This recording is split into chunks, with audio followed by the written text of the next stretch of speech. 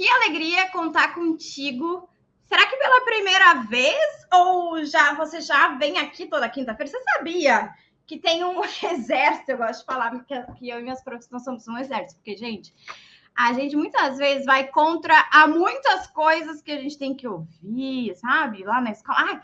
O que você está fazendo mais um curso? Não vale a pena fazer mais um curso. Já ouviram isso? Os alunos contam muito isso, de colegas que ficam, sabe, falam, nada a ver, fazer curso gratuito, fazer curso que não tem validade nenhuma, não é da faculdade, ou não é pós-graduação, vai perder 2 horas lá da tua quinta-feira. Na verdade, quem vai contra esse falatório todo são as pessoas que querem fazer a diferença na vida dos alunos. E isso já mostra o quão excelente você é. Hoje a gente quer te mostrar um aulão com vários princípios. Na verdade, são 7 princípios fundamentais, são básicos, 7 princípios básicos para você atuar com excelência, com segurança em turmas de educação infantil. A nossa temática está muito pautada na BNCC, nas diretrizes. Isso é muito importante para o nosso planejamento na educação infantil, porque ele nos fundamenta, né? Ele nos fundamenta e nos dá ferramentas. E tudo isso é muito importante para que a gente possa se sentir mais segura, se sentir menos frustrada. Eu falo em questão de frustração, porque eu acho que quando a gente, geralmente, tá? Não sei vocês, mas geralmente, professoras, me contem se foi assim com vocês, professoras têm um sonho de ser professora. Eu tinha esse sonho de ser professora. Eu tinha o sonho... A minha brincadeira em casa era ser professora. Eu não sabia, gente, brincar de outra coisa. Eu botava o cachorro. Eu tinha um poodle. O Andy. Se chamava Andy, lá naquela época, 7, 8 anos. E os ursinhos, sabe? Gente, eu dava aula, eu chegava da escola e eu dava aula para os meus cachorros, para os meus ursos, para o meu pai, para a minha mãe, porque eu tinha muita vontade de ser professora, eu tinha muita vontade de fazer magistério, naquela época eu ainda fiz magistério, depois a pedagogia, e tinha muita vontade de ir para a sala de aula, não porque gostava de criança, não apenas isso, né? A gente gosta de criança, senão a gente não faz isso. Mas era muito mais do que gostar de criança, era gostar de ser professora, era gostar de ter uma turma, da posição da professora. Então, eu lembro que eu botava roupas da minha mãe, pegava um monte de livro, de caderno, e fazia chamada, porque a postura, sabe a postura docente, a postura de ser professora, o posicionamento, isso me impulsionava. Então, eu sempre tive esse sonho de ser professora. Só que quando a gente chega na realidade, a gente não vê que... A gente vê, na verdade, que crianças não crianças não são cachorros, né? Que não pensam como a gente, que ficam lá nos escutando, um ser ali que só recebe uma informação, digamos assim. Não, crianças são ativas. Crianças, a gente precisa acreditar, inclusive, que as crianças têm opinião e como isso acontece. E por crianças serem ativas, crianças se socializarem, a gente começa... Opa! Será que era esse o meu sonho mesmo? Era esse meu sonho, estar aqui? Porque essas crianças não param de chorar na adaptação. Essas crianças não param de brigar por causa de brinquedo. O brinquedo é meu, o brinquedo é teu, ou seu, gente. Quando eu trabalhei... Eu separei umas fotos para mostrar para vocês. Deixa eu colocar aqui. Olha, quando eu trabalhei com educação infantil, especificamente, eu tive muita experiência na educação infantil, e também com alfabetização, com anos iniciais. Só que eu comecei a minha trajetória na educação infantil. Essa foi a primeira turma que eu trabalhei na minha vida como professora de educação infantil. Eu era auxiliar, eu fazia estágio. Então, aquela pititita ali sou eu trabalhando como auxiliar de maternal. Claro, aí eu não era professora titular ainda. Isso também, quem não é aí professora titular também, tô vendo aí os comentários, coloca aí também, para a gente saber, sabe? A minha equipe vai olhar, vai nos mostrar e a gente vai conduzir a nossa fala pensando em você que está começando, pensando em você que tem mais experiência, pensando em você que ainda está estudando, pensando em você em todas as nuances, que já tem pós em educação infantil. A gente preparou uma aula para atender a todos, tá? E a todas dentro do possível. Certo? Então, eu era muito nova. E, gente, tinha um detalhe, já quando eu era dessa idade, que ao mesmo tempo que eu fazia o magistério, fazia esse estágio remunerado, que eu ganhava R$200, sem passar, era só os R$200, eu também fazia o estágio numa terceira série, a época era a terceira série ainda, que é aquela turma de baixo. Então, já com essa idade, eu tinha 16 anos, né? 16, 17, 18 anos, eu acho, quando eu trabalhei nessas escolas.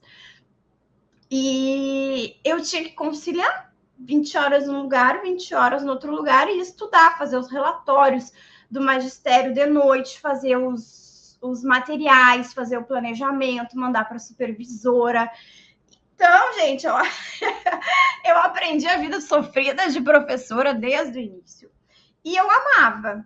E ainda ali no magistério, eu não tinha certeza se eu ia querer trabalhar com educação infantil, escolher a pedagogia de educação infantil ou anos iniciais, porque eu gostava das duas nuances, das duas esferas.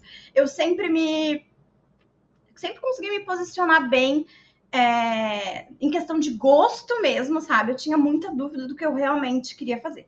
E aí, durante a faculdade, depois que eu saí do magistério, durante a faculdade, gente, eu consegui... eu estudei, né? Estudei bastante. E aí, eu passei num concurso aqui da Prefeitura, sou de Porto Alegre, para quem não me conhece, sou de Porto Alegre, sou gaúcha. E aí eu passei num concurso mesmo, com estabilidade, eu ganhava R$200, lembra, naquele outro estágio. Nesse aí eu já ganhei entrando R$1.000. R$1.000. Então eu estava com 18 anos já ganhando R$1.000, na época eu achava muito bom o que eu tinha construído e conseguido. Era R$1.200, R$1.000, acredito que era R$1.000. E aí eu trabalhava em comunidades, né? Em alguns lugares falam favelas, em alguns lugares falam vila. Eram crianças de periferia, né? Em casos bem de vulnerabilidade social. E trabalhava muito com berçário, com maternal, tá? Eram as turmas que eu mais ficava. Então eu era monitora, eu ficava no período que a professora não estava. Pedi licença e interesse, afastamento de estudos, porque eu estava em estágio probatório, então não podia ser licença e interesse, porque eu consegui uma bolsa de estudos em Portugal. Lá até trabalhei em algumas escolas de educação infantil também, então fui com tudo pago pela URGS, eu me formei na URGS, então eu fiz 1 ano da minha faculdade em Portugal, daí eu precisei me afastar da educação infantil. Quando eu voltei, da escola de educação infantil aqui, né, do município, quando eu voltei, eu consegui minha vaga, né, e aí essa foi minha última turma, consegui hoje achar essa foto, foi a minha última turma de educação infantil enquanto monitora da Prefeitura de Porto Alegre. Porque o que aconteceu, gente, nessa escola com essas turmas? Teve um dia que... Isso eu já fazia faculdade, tá? É isso, porque eu tinha voltado de Portugal. Aliás, gente, aprenda. Eu gosto muito de fazer comparações, assim, quando eu dou aula para vocês, para que vocês levem para a sala de aula de vocês. Aprendam a contar histórias para os alunos de vocês, não só as dos livros, mas histórias de vocês, histórias que possam comparar. Tá ensinando algo lá de adição? O que vocês compraram? Vocês foram no supermercado? Como é que vocês andaram pelo corredor? Sabe? Construção numérica, aí falando da matemática, mas consciência fonológica, usar os nomes dos alunos, usar os nomes dos seus familiares, dos seus parentes, porque vocês não estão se sentindo conectadas, não tá? Não é bom a gente ouvir história e se identificar com isso? Então também façam isso com os alunos de vocês, inclusive os da educação infantil. Então, o que aconteceu? Eu estava saindo da faculdade, eu recebi uma ligação de um escândalo que tinha acontecido na minha escola, que simplesmente tiraram a direção da nossa escola e colocaram uma direção indicada pela secretaria. Não vou entrar no mérito, tá? mais a fundo do que isso significa politicamente, enfim. Mas aquilo mexeu comigo pela forma como foi conduzido. Então, foi como a forma como foi imposto. Eu lembro que a gente participou de uma reunião, as monitoras, as professoras, os pais, profissionais da prefeitura, e eu via o deboche que tinham com as professoras. Como se a professora, e eu acho que em especial de educação infantil, não tivesse conhecimento para decidir questões administrativas, para decidir questões pedagógicas, para pensar em planejamento, para pensar em projeto. A gente não tinha voz. Era assim que eu estava me sentindo. Eu fiquei assim, ó, eu não abri a boca, na verdade, naquela reunião. E eu só pensava assim, meu Deus, o que está acontecendo aqui? E aí tiraram todo o nosso projeto, tudo que a gente já fazia, mudaram em turmas. Enfim, tá? Problemas que vêm de cima e que no nosso dia a dia a gente tem que saber lidar. E aí, para além disso, começaram a acontecer muitas coisas que eu não estava conseguindo dar conta daquilo que eu amava fazer na educação infantil. E parecia que eu não sabia fazer. E aí eu saía de lá chorando, eu saía de lá estressada. Para além dessa situação mais política, né? E eu não estou falando só questão partidária, mas questão de movimento da política da instituição, tinha toda uma questão de eu me sentir muito insegura, me sentir muito desafiada, se era aquilo que eu queria para minha vida. Se ficar 6 horas sem saber o que fazer, sabe? Não é com uma intuição, porque eu sentia que na faculdade também não ensinavam sobre educação infantil, sabe? Como se a educação infantil fosse sempre escanteada. E a gente tinha que se virar sozinha com as colegas. Era uma equipe, cada turma tinha uma equipe, tinha a professora, tinha as monitoras e tinha estagiárias. Nem sempre acontecia isso, às vezes faltava, às vezes era só tu com 15 crianças de berçário, com 15, 10 crianças de maternal, sozinha, a tarde inteira. E aí eu lembro que um dia eu cheguei em casa e eu disse que eu não ia mais voltar, porque eu estava muito doente, eu estava muito estressada, eu estava muito frustrada, eu não sabia o que fazer para mudar, eu não sabia como colocar as minhas ideias, porque eu também não sabia explicar, sabe? Como é que a gente pode trabalhar melhor a compreensão leitora, como é que a gente pode trabalhar melhor com essas crianças que não falam, como é que a gente pode mediar os conflitos, E eu fazia muito tudo na intuição e vendo as minhas colegas fazerem. E às vezes tinha algumas colegas que eram mais velhas do que eu, mais experientes, que tinham uma tratativa, um modo de falar com as crianças, que aquilo eu também não concordava, sabe? Com castigo, com algumas ameaças. E eu, gente, eu não consigo. E eu desisti, gente. Resumindo, eu desisti. Eu me exonerei. E aí eles não queriam me exonerar, eles me deram 15 dias, me mandaram para o psiquiatra da prefeitura e disseram que desistir de um concurso público era algo que eu não poderia fazer. E eu disse, não, mas eu tô com convicção que eu vou sair daqui, eu vou estudar mais, eu vou... e eu vou conseguir outro lugar, porque assim como tá, não dá, e eu vou ficar doente, eu tô muito frustrada, eu tô muito triste. E, gente, eu me exonerei. Eu ainda morava na casa dos meus pais, o que me dava um certo conforto para fazer isso. E aí, quando eu saí de lá, eu disse, o que eu vou fazer agora? Tô acostumada com esse dinheiro, tô acostumada com a minha independência, já que eu já tô criando financeira. Eu já estou terminando a faculdade e eu vou fazer o quê? Se eu amo educação, se eu amo crianças, o que eu vou fazer? Já parou? Já teve alguma situação assim, gente? E aí eu disse, eu não vou parar. E aí comecei a estudar e fiz uns cursos. Eu tenho no meu currículo um monte de cursos que eu ia fazendo de educação infantil. Deu 2 meses. Ah, não deu nem 2 meses. Ó, eu saí de lá final de agosto. Final de setembro eu recebi uma ligação. Gente, eu não acreditei. Final de setembro eu recebi uma ligação de uma escola particular de Porto Alegre que me contratou para pegar uma pré-escola, que eles estavam abrindo uma turma em outubro. Assim, quem é que abre turma em outubro? E eu tinha mandado esses currículos há muito tempo na minha vida, porque era para complementar um outro turno. Eu ficava lá um turno, outro turno. E eu recebi a ligação, peguei uma turma num colégio privado e peguei uma pré-escola. Peguei o Jardim A. Aqui a gente chama de Jardim A, não sei como é que chama aí. E ali, gente, ali eu comecei a colocar em prática muito do que eu aprendia. Eu me vi reorganizada, eu me vi reestruturada. Eu não me arrependo dessa exoneração, porque ela me deu coragem para fazer outras coisas. Não é isso que eu quero te dizer. Por que eu te contei isso? Porque eu precisei de um rompimento de algo que eu quis muito na minha vida e que dava muito certo na minha vida, para poder dar de cara na parede, me reestruturar, me reorganizar e saber que é possível. E saber... Eu poderia ter ido para uma outra escola, poderia, e poderia ter ajeitado a situação. Não é isso que eu quero dizer para vocês, desistam. Porque você não vai conseguir desistir. Quem ama a descoberta das crianças, o sorriso das crianças, quem trabalha com educação, ama ser humano. Eu não estou falando de trabalhar por amor.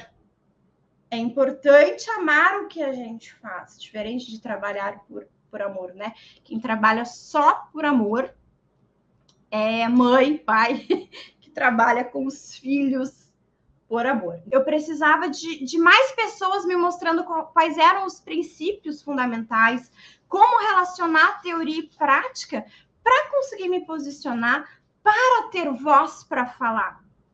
Eu não tive voz para falar, eu não tive voz para mudar a situação. Mas hoje eu quero que seja diferente contigo. Eu quero que você se sinta preparada, eu quero que você tenha voz, eu quero que você tenha voz para dizer por que você faz de um jeito e não de outro, por que você prioriza princípios, alguns princípios e não outros. Imagina se eu tivesse acreditado que o problema era eu quando eu pedi exoneração. Que o problema era que eu estava triste, que eu não tinha gatilhos para aquilo. Então, muitas vezes o problema não é a gente. Tente enxergar e tente colocar os limites profissionais e pessoais nessas relações que você escolhe. E aí eu nunca saí da educação, mas fui me afastando um pouco mais da educação infantil, fui ficando mais com alfabetização. Mas se eu tivesse desistido naquela exoneração, e eu tô bem tranquila para falar isso para você, hoje eu não teria mais de 25 mil alunas. Elas vão dizer, escreve aí, sou aluna. São minhas alunas dos meus cursos, eu coloquei eles aqui. Então, hoje, depois dessa caminhada, depois de batalhar, hoje eu sou formadora de professoras. E gosto de falar, as minhas professoras maravilhosas, eu sou colega das minhas professoras, eu aprendo com as minhas alunas. E hoje eu tenho, então, tô até contando, mais de 8, esses são alguns, tá? Mais de 10 cursos online, todos online, de formação de professores. E hoje eu vou mostrar um para vocês que você vai poder fazer parte, que é um novo curso que a gente tem de educação infantil. E vamos lançar hoje, fique ligado, tá? E hoje, então, eu tenho esse curso de formação, tenho uma pós-graduação em alfabetização, olha que legal, reconhecida pelo MEC, porque eu não parei. Então, você não precisa parar, você não precisa desistir, porque hoje a gente vai te ajudar. Que alegria seria se eu tivesse tido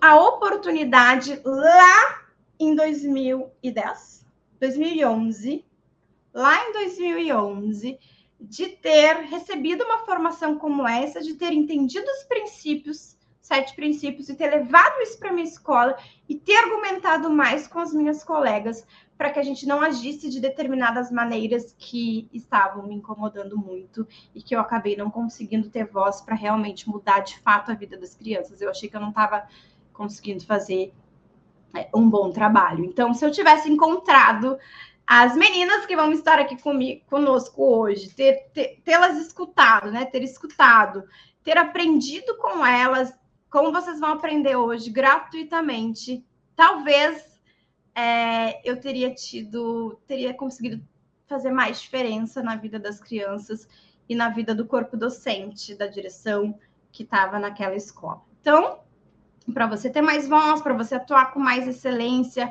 para você atuar com mais segurança, hoje nós teremos uma aula com 7 princípios fundamentais para atuar, então, com excelência e segurança, em turmas de educação infantil. Olha o que as minhas alunas dizem. Olha a Eleni.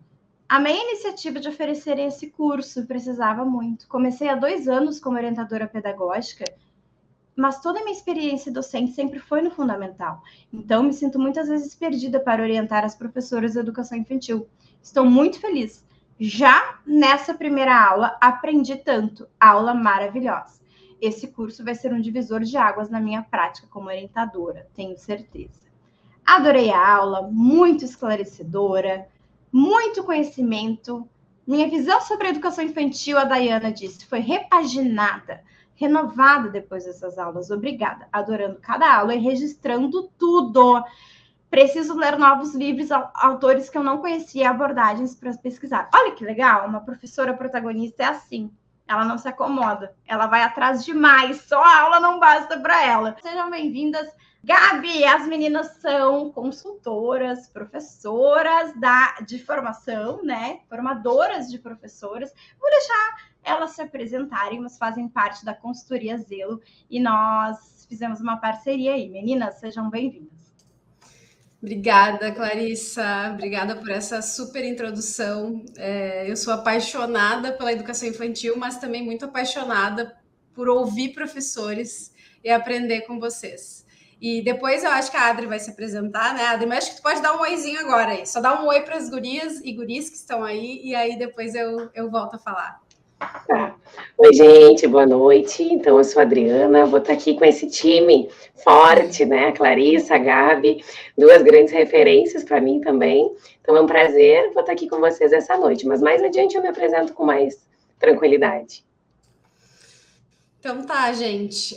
Eu me chamo Gabriela, então, como a Clarissa disse, tenho atuado aí na educação infantil. Agora, enquanto eu ouvia a Clarissa, eu fiquei tentando lembrar do tempo. E esse ano faz 20 anos, então, que eu escolhi atuar na educação infantil. 20 anos já. Portanto, vocês devem imaginar que eu fiz essa escolha muito cedo também. Então, eu fiz essa escolha com 18 anos. Agora, vocês calculem a minha idade, eu já me entreguei. Com 18 anos, eu fiz essa escolha, gente, e não me arrependo nem um dia mesmo. Eu fiz essa escolha durante a minha graduação em psicologia, então vocês devem estar achando até, né, estranho que uma psicóloga está aqui conversando com a gente, vocês já vão entender.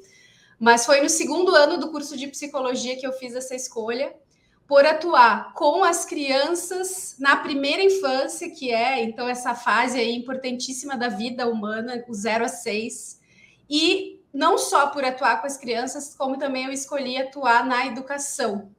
Foi uma escolha muito consciente e, ao mesmo tempo, muito desafiadora, e eu tinha clareza desse desafio, porque como eu tinha 18 anos e foi por, né, me inserir na escola durante a faculdade, eu já percebi ali nos primeiros momentos que não seria fácil uma mulher jovem entrar numa escola, porque eu ouvia coisas, e talvez vocês vão se identificar, do tipo, não, tu é muito novinha ainda, daqui a pouco tu vai entender.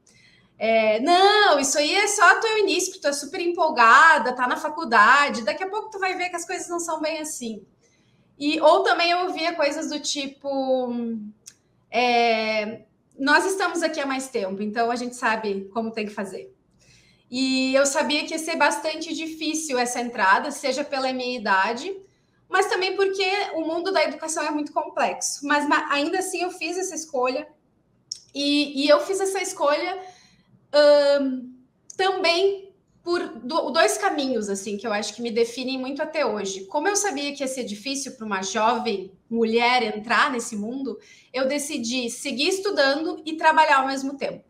Porque eu sabia que eu precisava estudar para me munir de ferramentas, de ideias e até de argumentos para as minhas posições, mas eu também sabia que eu precisava trabalhar, eu precisava estar no chão da escola para ter experiência, para viver as experiências, junto com os professores, para pegar os bebês no colo, para limpar o nariz, para trocar as fraldas, para se alimentar junto, para brincar junto, porque imaginem uma psicóloga, ser jovem psicóloga, ser aceita dentro de uma escola como alguém igual, né? Foi muito difícil. E então eu sabia que eu não podia ficar só estudando, não podia ficar só na universidade, eu tinha que ir para o chão da escola, tinha mesmo. E eu fiz isso e faço isso até hoje.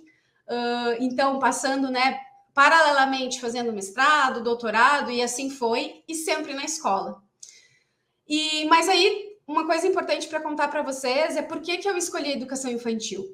Na verdade, eu entrei no curso de psicologia, na época eu não sabia muito bem por que eu tinha feito essa escolha. Depois, estudando, eu fui entender que tinha a ver com a minha própria história, com a Gabrielinha, que eu sempre falo, porque a Gabrielinha viveu situações muito difíceis, mas ao mesmo tempo muito importantes na escola.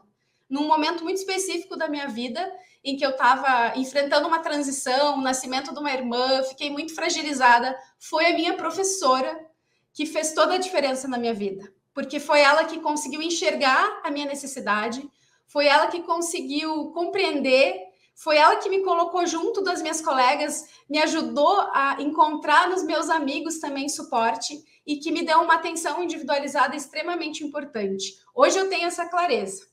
Mas eu só fui entender isso porque, então, no segundo ano de faculdade, eu fiz uma disciplina que era Psicologia da Criança. E nessa cadeira, eu encontrei o bebê e a criança bem pequena. Então, hoje eu vou falar um pouquinho aqui com você sobre a atuação na creche, que focaliza, então, a criança de 0 a 3 anos, que é a fase que eu tenho mais encanto, mais conexão. E eu me apaixonei na faculdade pelo bebê, eu vou chamar de bebê essa criança de 0 a 3, tá? Eu me apaixonei porque eu fiquei encantada com o jeito de ser do bebê. E aqui eu já estou trazendo para vocês alguns conhecimentos bem importantes, que para mim ainda são muito válidos. Eu me apaixonei pela forma como o bebê, mesmo sem falar por muito tempo, ele expressa as suas emoções, os seus desejos, os seus agrados e os seus desagrados. E ele consegue comunicar muito bem. Eu também me apaixonei pela forma como o bebê aprende sobre o mundo. As ferramentas que ele tem para conhecer o mundo. É quase que como um cientista, porque ele fica testando muitas coisas. Ele bate muitas vezes, ele combina as coisas, ele enxerga elementos, por exemplo, furinhos no chão, furinhos na parede. Às vezes eles encontram uma sementinha que para nós adultos passa super despercebido. E eu me encantei por essa forma desse bebê aprender. Eu também me encantei pela necessidade que eu via nos bebês de construir uma relação muito forte com os adultos. O quanto eles eram ao mesmo tempo, o quanto eles são dependentes desses adultos para sobreviver, basicamente, mas também para encontrar afago, encontrar alguém que ajude a lidar com as suas próprias emoções. Mas o fato de serem independentes não significa que eles são passivos, eles são muito ativos, porque os bebês, inclusive, a gente percebe que eles também afetam os adultos.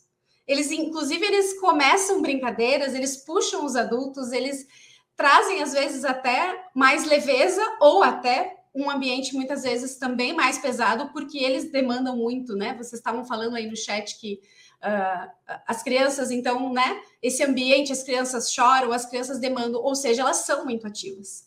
Eu me encantei por tudo isso. Mas, gente, eu cheguei na escola com esse encanto.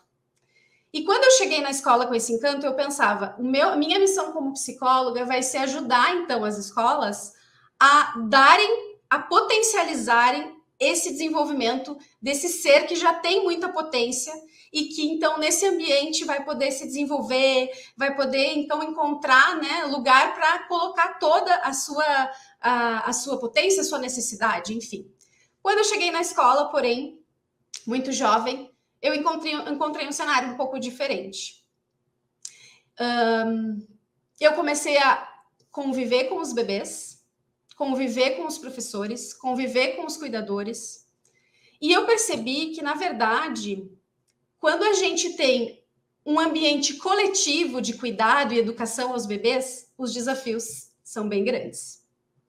Existem alguns desafios e existem também algumas barreiras para nesse ambiente. Por exemplo, eu comecei a escutar os profs e eles começaram a me dizer coisas do tipo: Gabriela, às vezes eu não me sinto professora. Às vezes eu sinto que eu estou aqui o tempo inteiro fazendo muitas atividades rotineiras, trocas, alimentação, mediando conflitos, ajudando a dormir, e eu não sinto que isso é ser professora. Parece que a parte pedagógica sobra muito pouco para a parte pedagógica. E eu, inclusive, me sinto cansada fisicamente, porque tem dias que eu troco 10, um atrás do outro.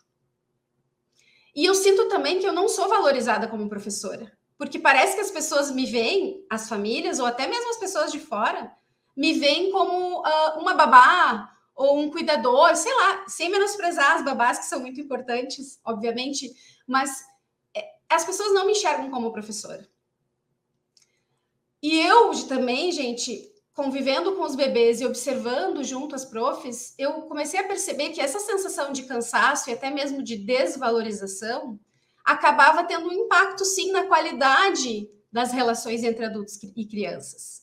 Eu via realmente esse cuidado mais mecanizado, às vezes muito acelerado, né? Porque tem esse relógio que corre e que a gente precisa entregar no final do dia as crianças limpas, arrumadas, prontas, maravilhosas.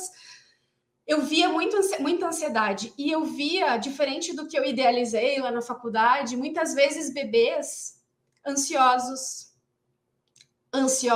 e ociosos. O que é ociosos? Às vezes bebês que não tinham muito o que fazer nesse ambiente. E aí eu pensei, bom, eu vou precisar olhar para isso, já que foi essa escolha que eu fiz.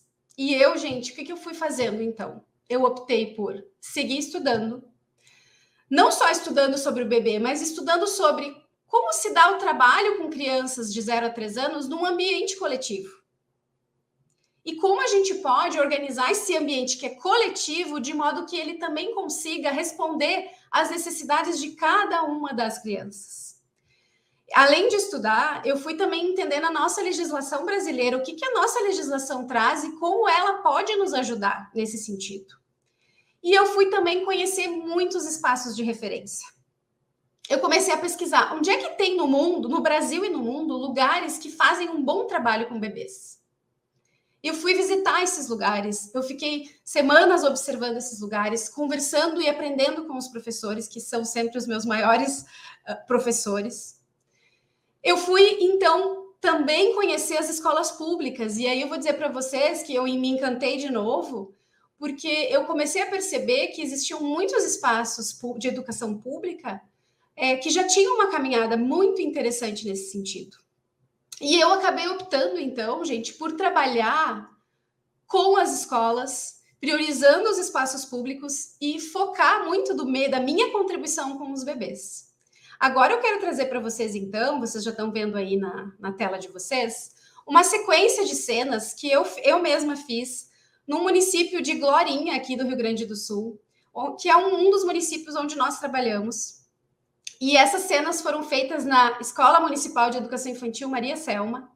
A gente borrou os rostinhos das crianças para proteger, né, a sua imagem. Mas a escola, então, me autoriza a usar essas fotos com muito orgulho. E eu digo, então, que é uma escola pública, que nós temos atuado há algum tempo e ajudado as profs, os gestores, a trazer, então, um ambiente de excelência e trazer mais segurança para as professoras. Então, essa primeira foto, como vocês estão vendo, seria muito legal vocês poderem me dizer, inclusive, o que chama a atenção de vocês nessa foto, gente. Vão colocando aí, por favor, no chat. Enquanto eu tomo uma água, porque é até emocionante falar com 1.500 pessoas sobre aquilo que a gente é apaixonado. Coloquem no chat o que chama a atenção de vocês nessa foto. No lado esquerdo, eu já vou descrevendo, é a prof. No lado direito, é uma mãe, então uma cuidadora trazendo a criança para a escola. É uma imagem da chegada, de um dia em que as crianças estão chegando na instituição.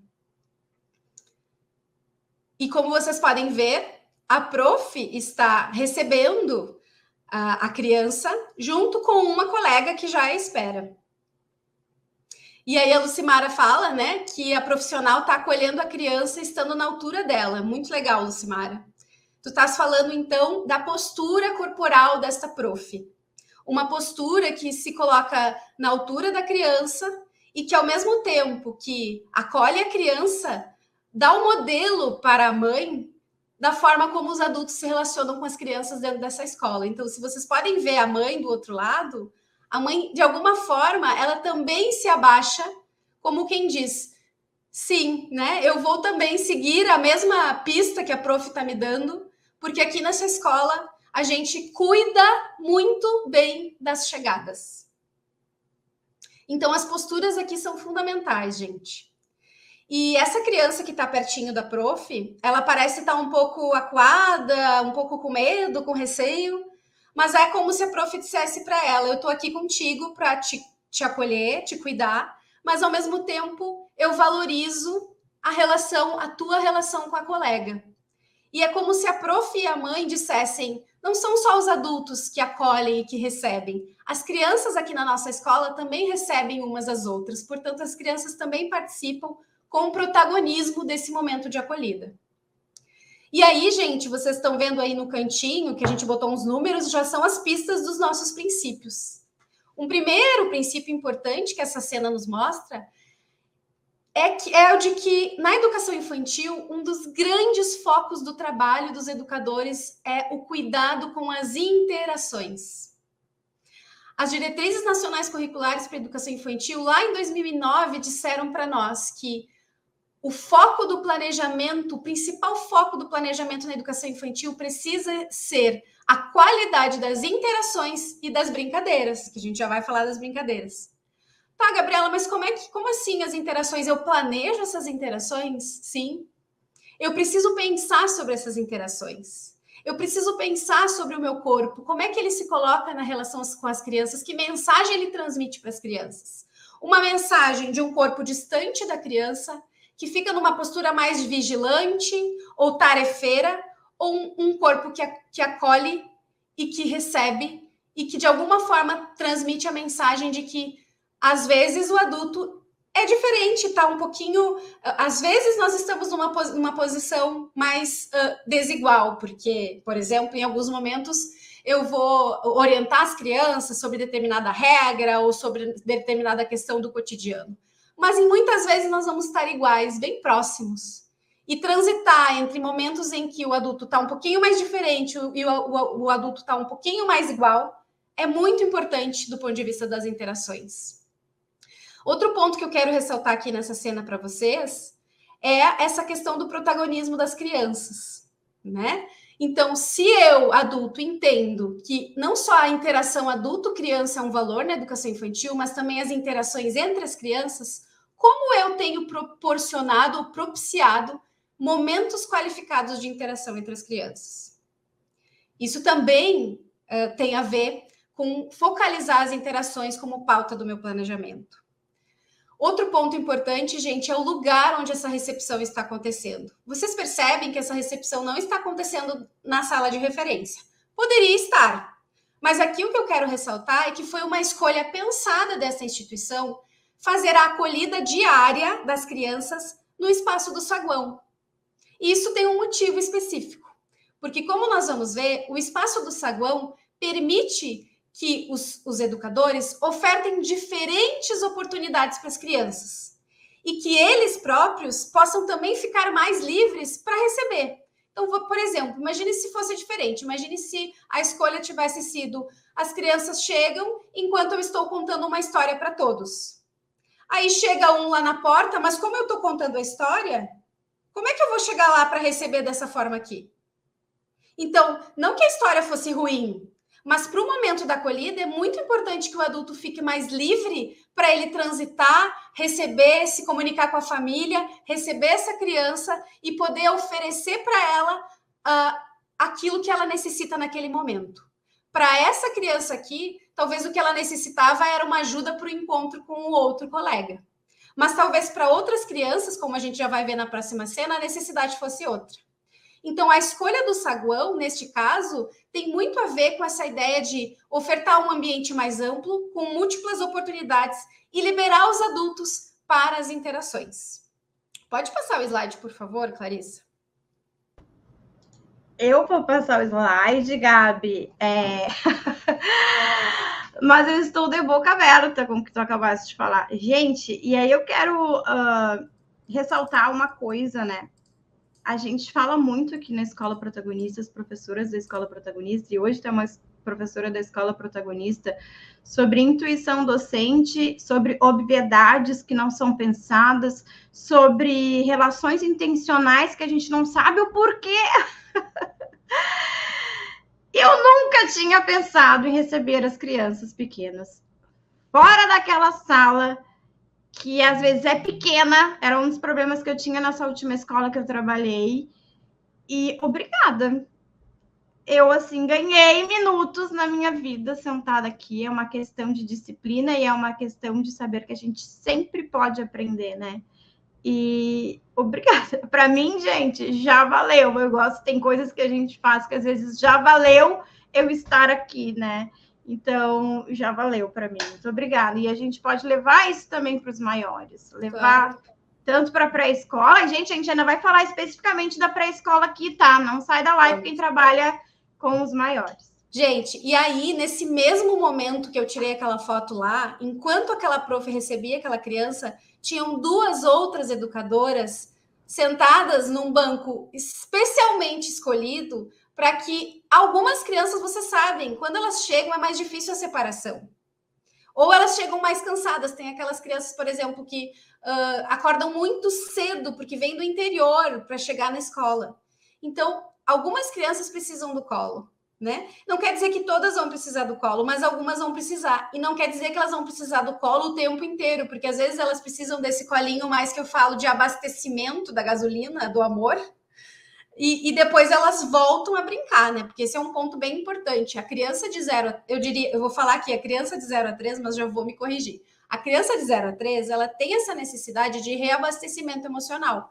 Então, às vezes, elas estão lá super brincando, daqui a pouco elas vêm até nós, dão um abracinho ou pedem um colinho, a gente dá e depois elas voltam, não é assim? Agora eu vou me corrigir, que não é só criança de 0 a 3. Nós também, né, gente? Quantas vezes nós estamos lá, ó, trabalhando, acordando, e às vezes a gente precisa do colinho também de alguém para nos reabastecer. Agora, o 0 a 3, isso é essencial. Aqui o que eu quero ressaltar, então, de novo, é a intencionalidade do colo no momento da acolhida. Então, se as diretrizes nos dizem que as interações precisam ser muito pensadas na educação infantil, a gente precisa pensar também sobre o sentido do colo, né? Então, eu poderia ficar falando com você só sobre o colo, mas o que eu quero dizer aqui para vocês é que esse colo aqui, ele tem uma intenção bem clara, que é acolher, que é permitir, então, esse enfrentamento da separação, que é muito importante para muitas crianças, mas, ao mesmo tempo, vocês vão ver, pode passar o slide, que esse ambiente aqui, e até dá para botar grande agora, por isso que eu queria que elas vissem bem essa foto, que esse ambiente aqui não tem só colo, tá? Ele tem o colo, e é um colo que tem que, também não pode ser aquele colo que a gente se gruda na criança e aperta, porque quem quer colo somos nós e não é a criança. Então tem que ser o colo que oferece o afago, mas que também deixa livre para que quando a criança quiser ir para esse ambiente, e o ambiente precisa ser convidativo, tá? Então agora, nesse mesmo saguão, os colos estão lá no fundo, tá? Tem uns adultos lá no fundo, mais do lado direito. Nesse mesmo saguão, nesse mesmo momento, esta escola prepara para o acolhimento um ambiente com oportunidades de brincar muito qualificadas. Porque o brincar, como já dizem as nossas diretrizes, também é um foco essencial do trabalho na educação infantil. Ah, Gabriela, então tá, larga as crianças ali no pátio, solta, porque elas já brincam mesmo, para elas é uma coisa tão espontânea, realmente é muito espontâneo. Não. O brincar na educação infantil, o grande papel da educação infantil é, intencionalmente, essa palavra vocês vão ouvir 1000 vezes, potencializar as oportunidades de brincar.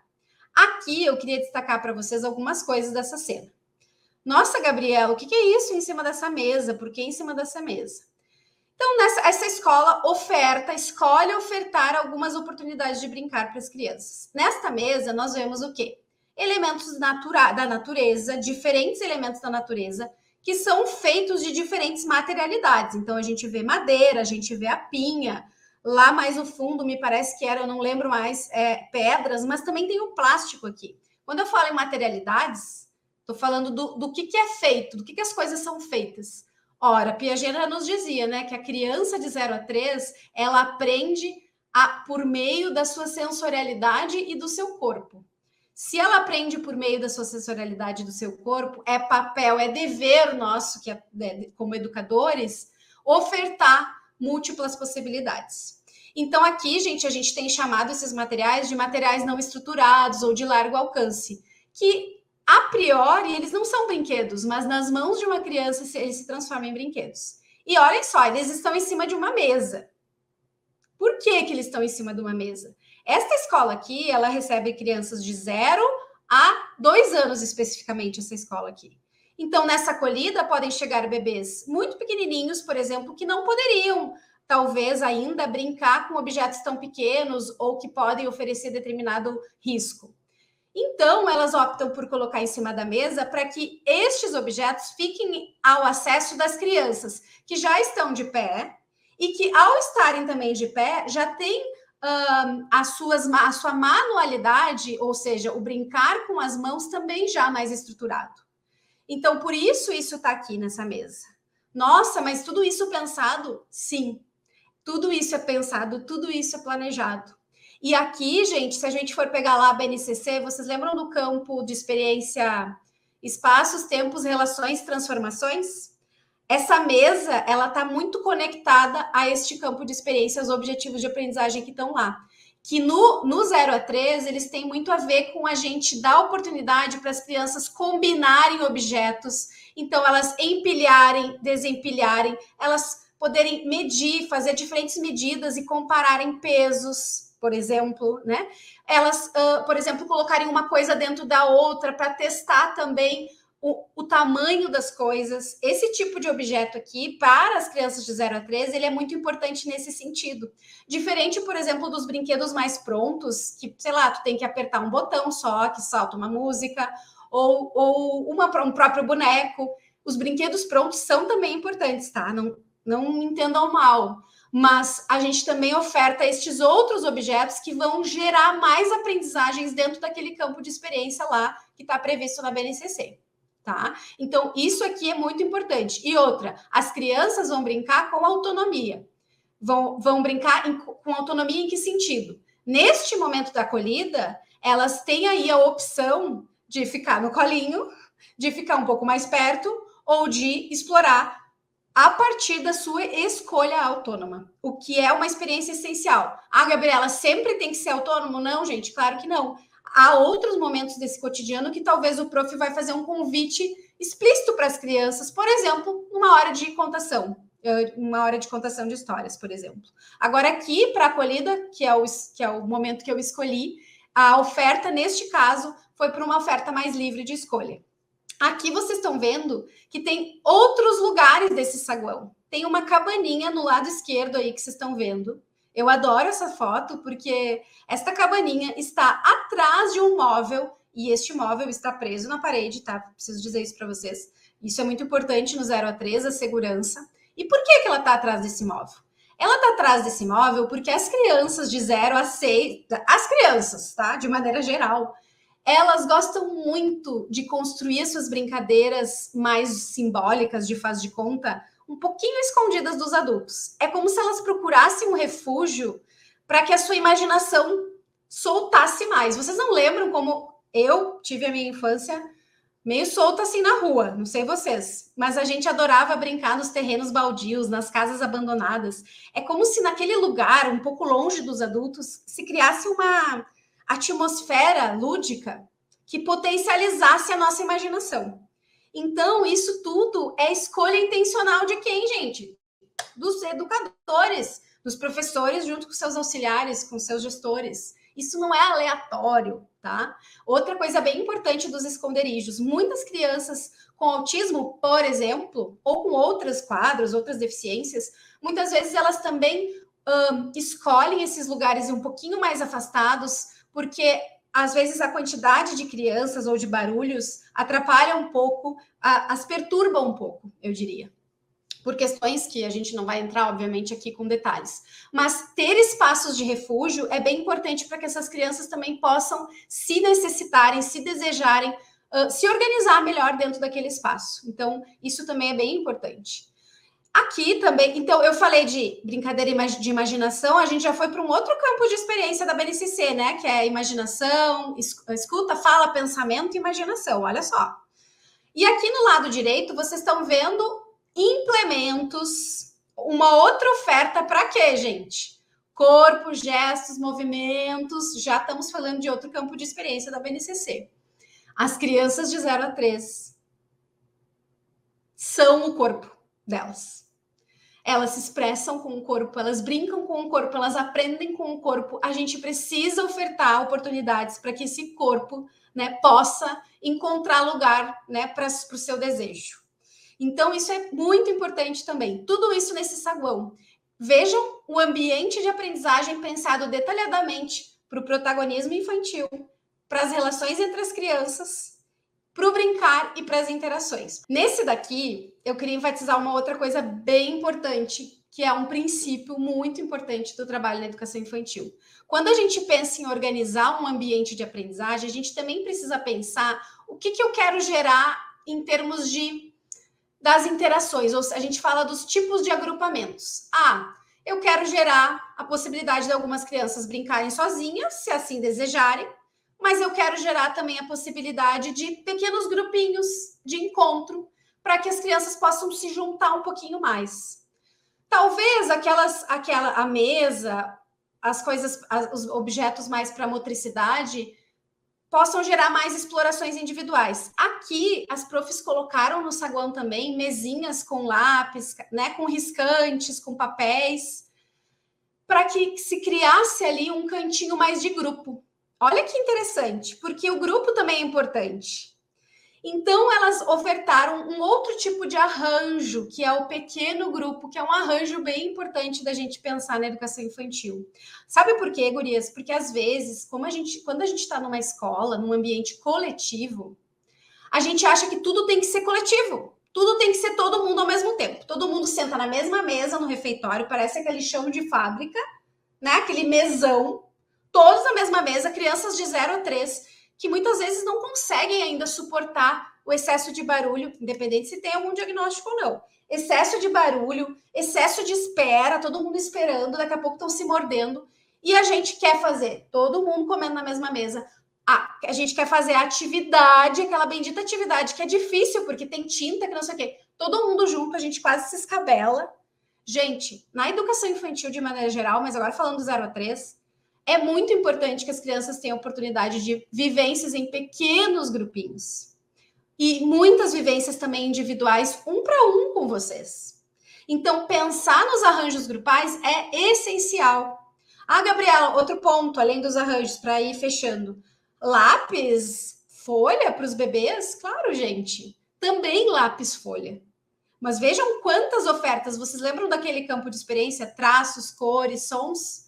Isso também, essa experiência com os riscantes, com as manualidades finas, isso tudo vai começando muito cedo. É importante oferecer isso. Depois a Adri vai falar muito sobre isso, né? Mas aqui também já é muito importante. E vejam que as profs estão junto com as crianças aqui. Então, é muito legal que enquanto as crianças desenham, as profs vão conversando com elas e vão fazendo perguntas. O que foi isso que tu desenhou, fulano? É a minha casa. É a tua casa? E como é que ela é? Me conta sobre a tua casa. Então, aqui também tem oportunidades para esse diálogo que vai desenvolvendo a oralidade, vai também desenvolvendo essa capacidade da criança descrever aquilo que ela pensa e materializar num desenho, por exemplo. E daqui a pouco a criança diz, prof, aqui eu escrevi meu nome. E aí também a prof vai acompanhando como é que as crianças estão entendendo, né, a escrita. Isso tudo começa também já no 0 a 3. Pode passar, que eu acho que é o último ou tá acabando. Isso. Aqui só para mostrar para vocês que ali nós tínhamos o pequeno grupo e aqui a gente tem muitas ações individuais das crianças, né? Que vão, então, usufruir, aproveitar dessas oportunidades da sua a partir desse desejo. Muitas escolas, por uma questão, infelizmente, de entendimento, tá, Clarissa, muitas vezes. Por exemplo, assim, bebês? Não, bebês botam os berços no berço, enche o berçário de berços, tem um trocador, tem um monte de cadeirão para se alimentar e meia dúzia de brinquedo, porque o que bebê faz, afinal? Então, às vezes, não é nem por uma questão de verba, tá, gurias? Às vezes é falta de entendimento do que é necessário para um ambiente de 0 a 3. E aí eu vou dizer uma coisa para vocês. Muitas vezes, eu acompanho muito a Secretaria de Educação manda assim para as escolas, façam as listas, os pedidos, o que vocês precisam. E ali tem a oportunidade. Se agarrem nas diretoras e gestoras de vocês e pensem sobre essa lista. Pensem cuidadosamente sobre as necessidades, as coisas que vocês vão pedir. Em muitos espaços, talvez, que são mais escassos, que não têm o recurso, mas assim, o recurso na educação pública, tá, gente? Pode ter certeza que ele existe. Mas em muitos casos também, e eu não sou muito a favor disso, tá? Mas assim, eu sei que é muito da cultura do professor sair catando as coisas na rua. Por exemplo, esses materiais que eu falei para vocês da natureza, são coisas que não têm custo, né, gurias? São coisas, por exemplo, que vocês podem convidar as próprias crianças para... Glorinha faz muito isso. Eles fazem pequenos passeios com pequenos grupos de crianças no entorno da escola para fazer coleta de materiais. Então, são coisas que a gente pode fazer. O que eu disse que eu sou contra é a prof se responsabilizar por comprar um monte de coisa, por gastar tudo que tem e não tem, né? Porque muitas vezes não tem. Então, é nesse sentido que eu acho que a gente tem que tomar um cuidado, porque...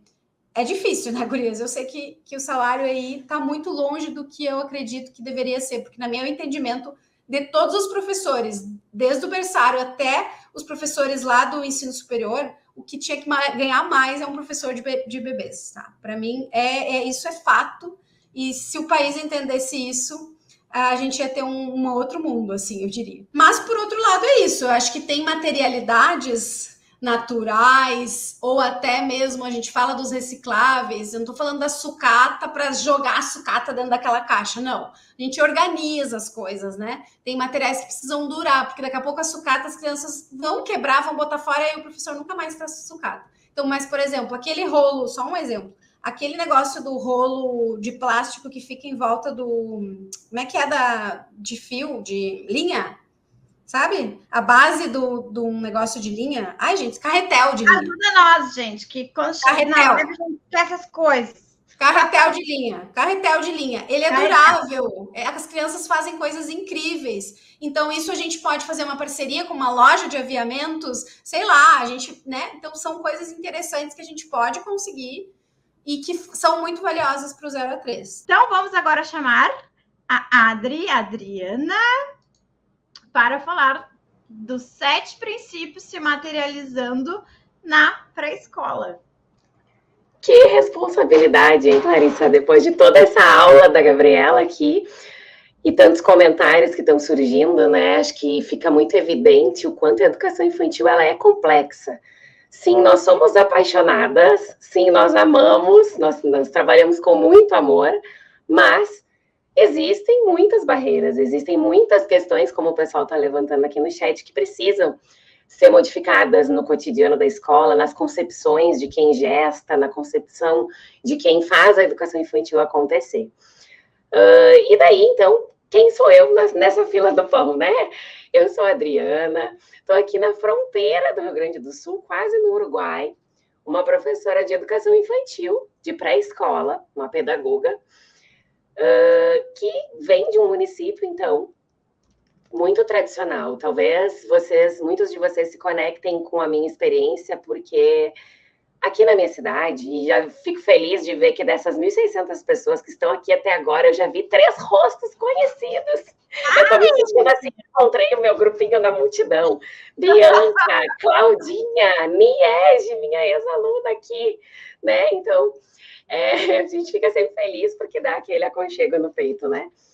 Mas dizer assim que talvez vocês se conectem, porque a nossa formação, muitas vezes, e aí não vou entregar muito a minha idade, mas assim, fiz magistério, fiz pedagogia, e os modelos que eu tive de docência, gurias, foram modelos, assim, ainda muito do adulto no centro, ainda muito do adulto controlando tudo, de uma prática muito transmissiva, né? Aqui na minha cidade ainda é muito comum, e infelizmente eu sei que no Brasil afora também, na pré-escola, o apostilamento, né? Essas práticas ainda muito centradas na mesa, na folha, como se a criança só expressasse a sua aprendizagem dessa forma.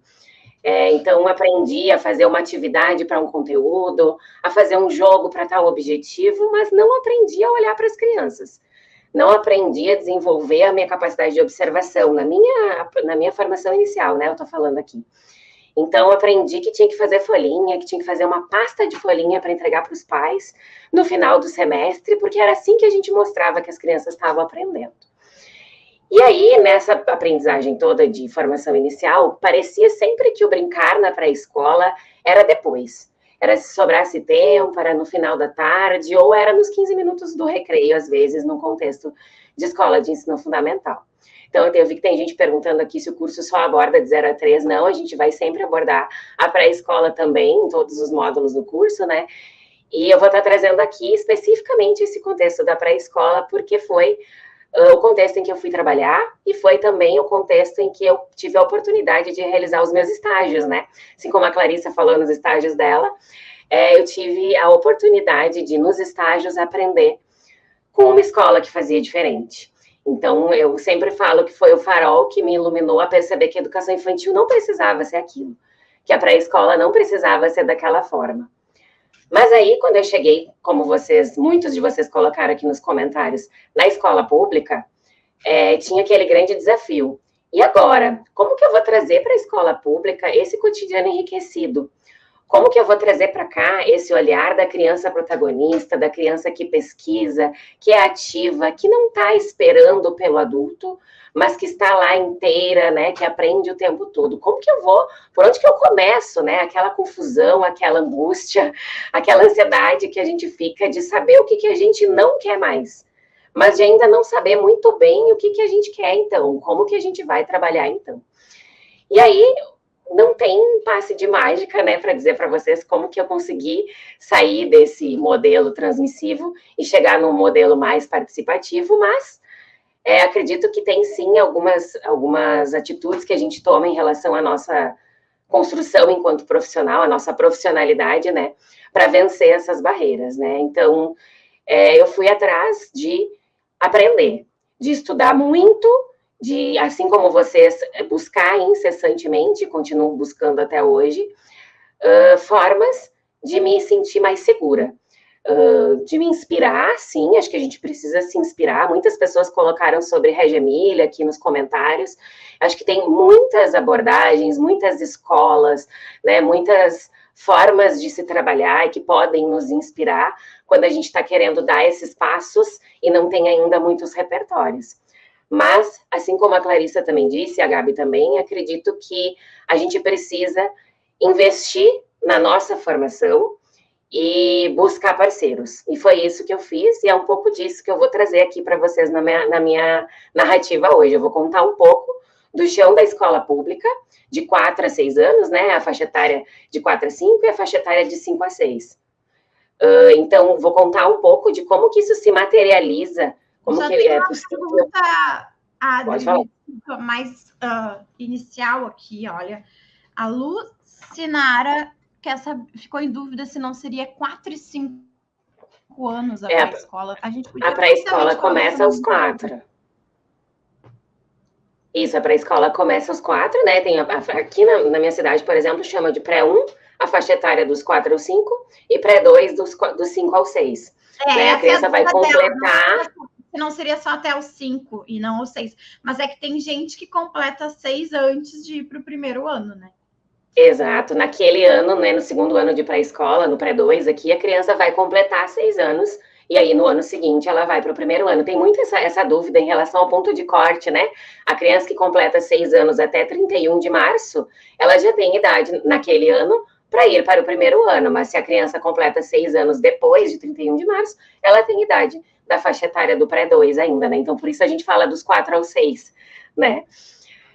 Então, assim, acho que tu pode até passar já, Clarissa, porque é mais ou menos por aí que eu vou trazer para vocês como que eu fui desenvolvendo essa profissionalidade na educação infantil, através dos grupos de estudo, através dessa parceria dentro da própria escola. E aí eu já vou, o meu áudio está estranho, eu já vou dizer isso aqui no começo, o meu áudio vai ficar estranho, quem tiver fone coloque, porque a minha voz tem esse timbre bem específico que vocês vão ir se acostumando ao longo da minha fala, e a minha voz é assim mesmo, então é por isso que o áudio está um pouquinho estranho.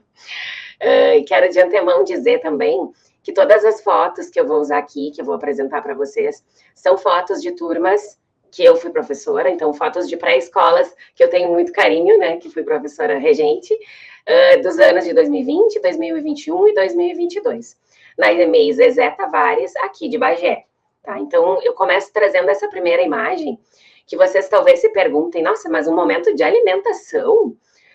Por quê? Pode até colocar grande, gurias.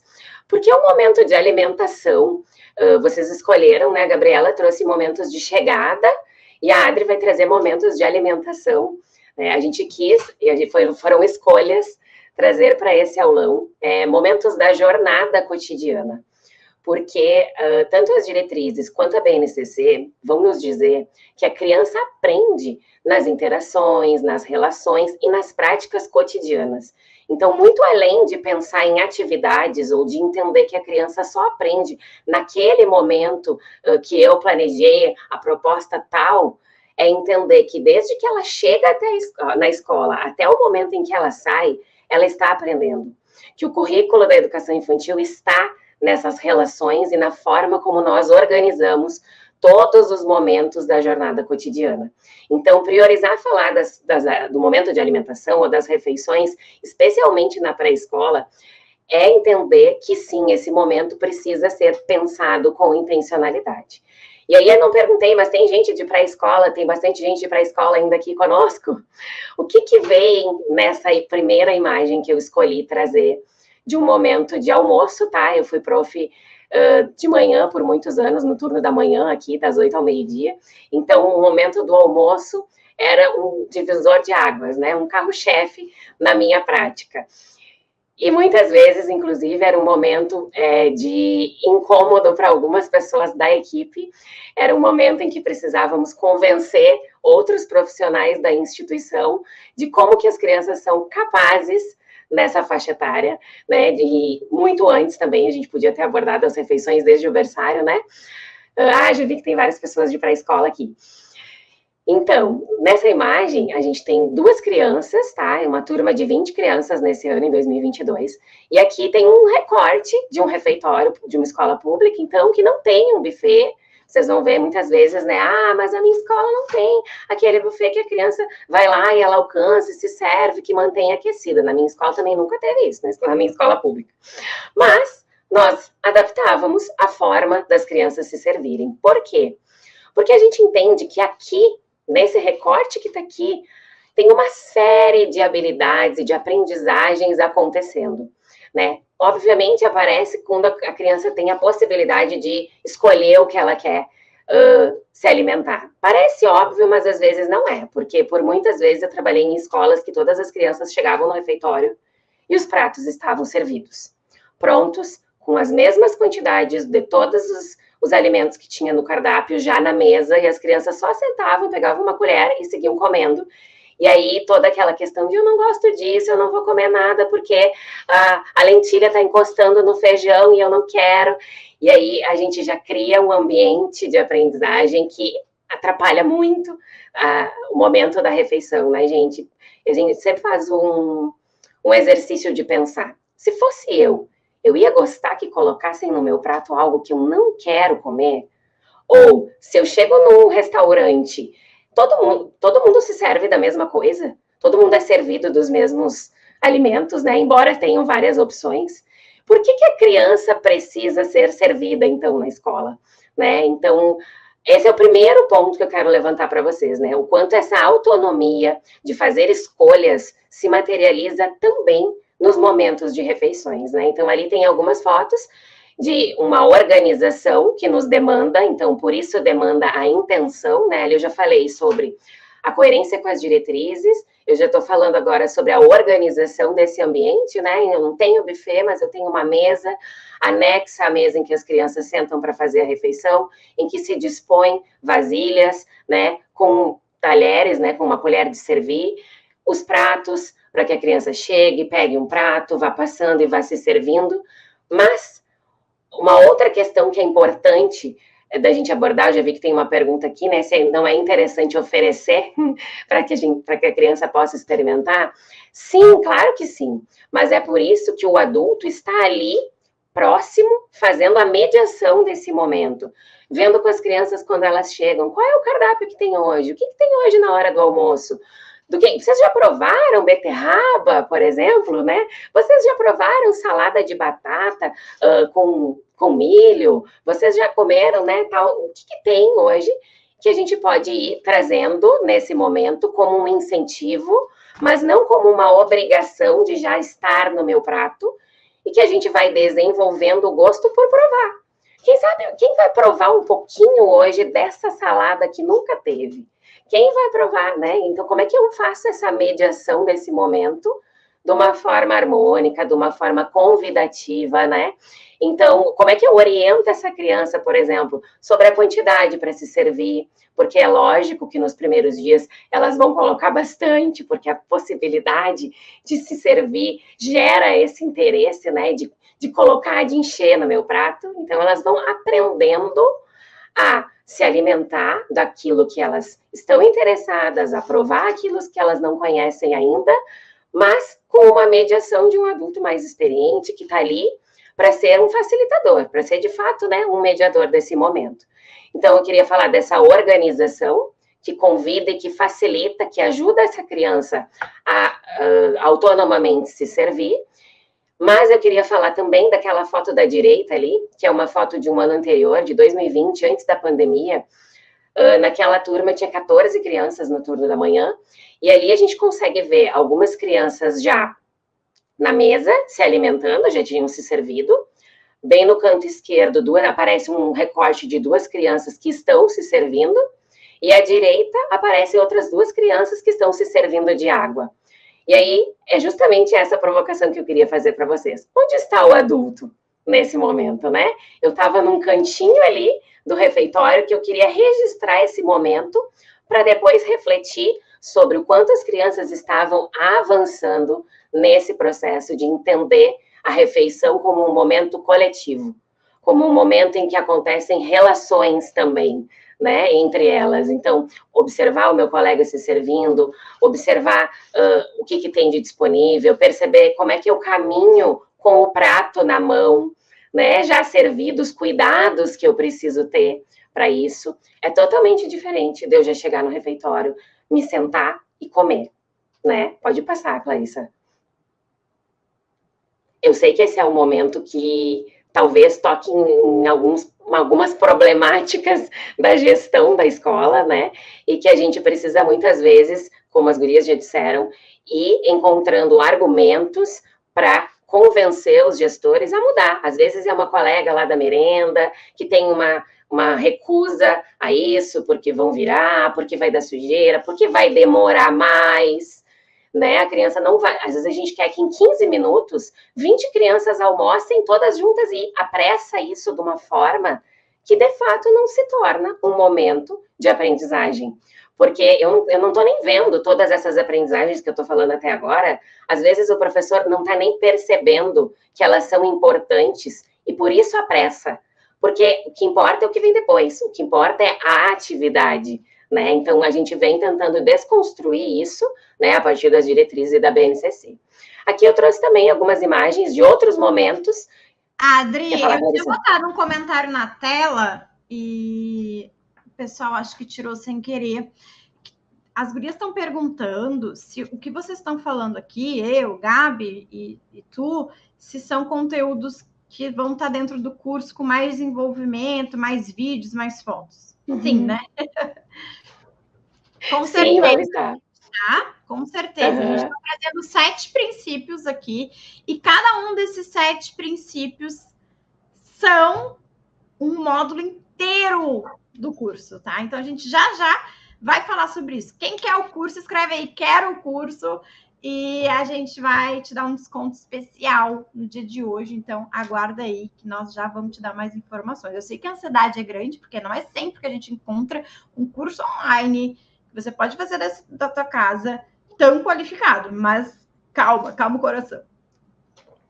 E a gente ainda não falou exatamente os 7 princípios, né? A gente está falando sobre eles, mas não, ali aparecem, vocês viram alguns números, né, no cantinho, nos quadros, mas a gente ainda não enumerou todos eles, é o que nós vamos fazer no final. Então, esperem aí, né, Clarissa? Esperem até o final, porque é quando a gente vai tocar nisso que vão ser, então, os módulos do curso, né?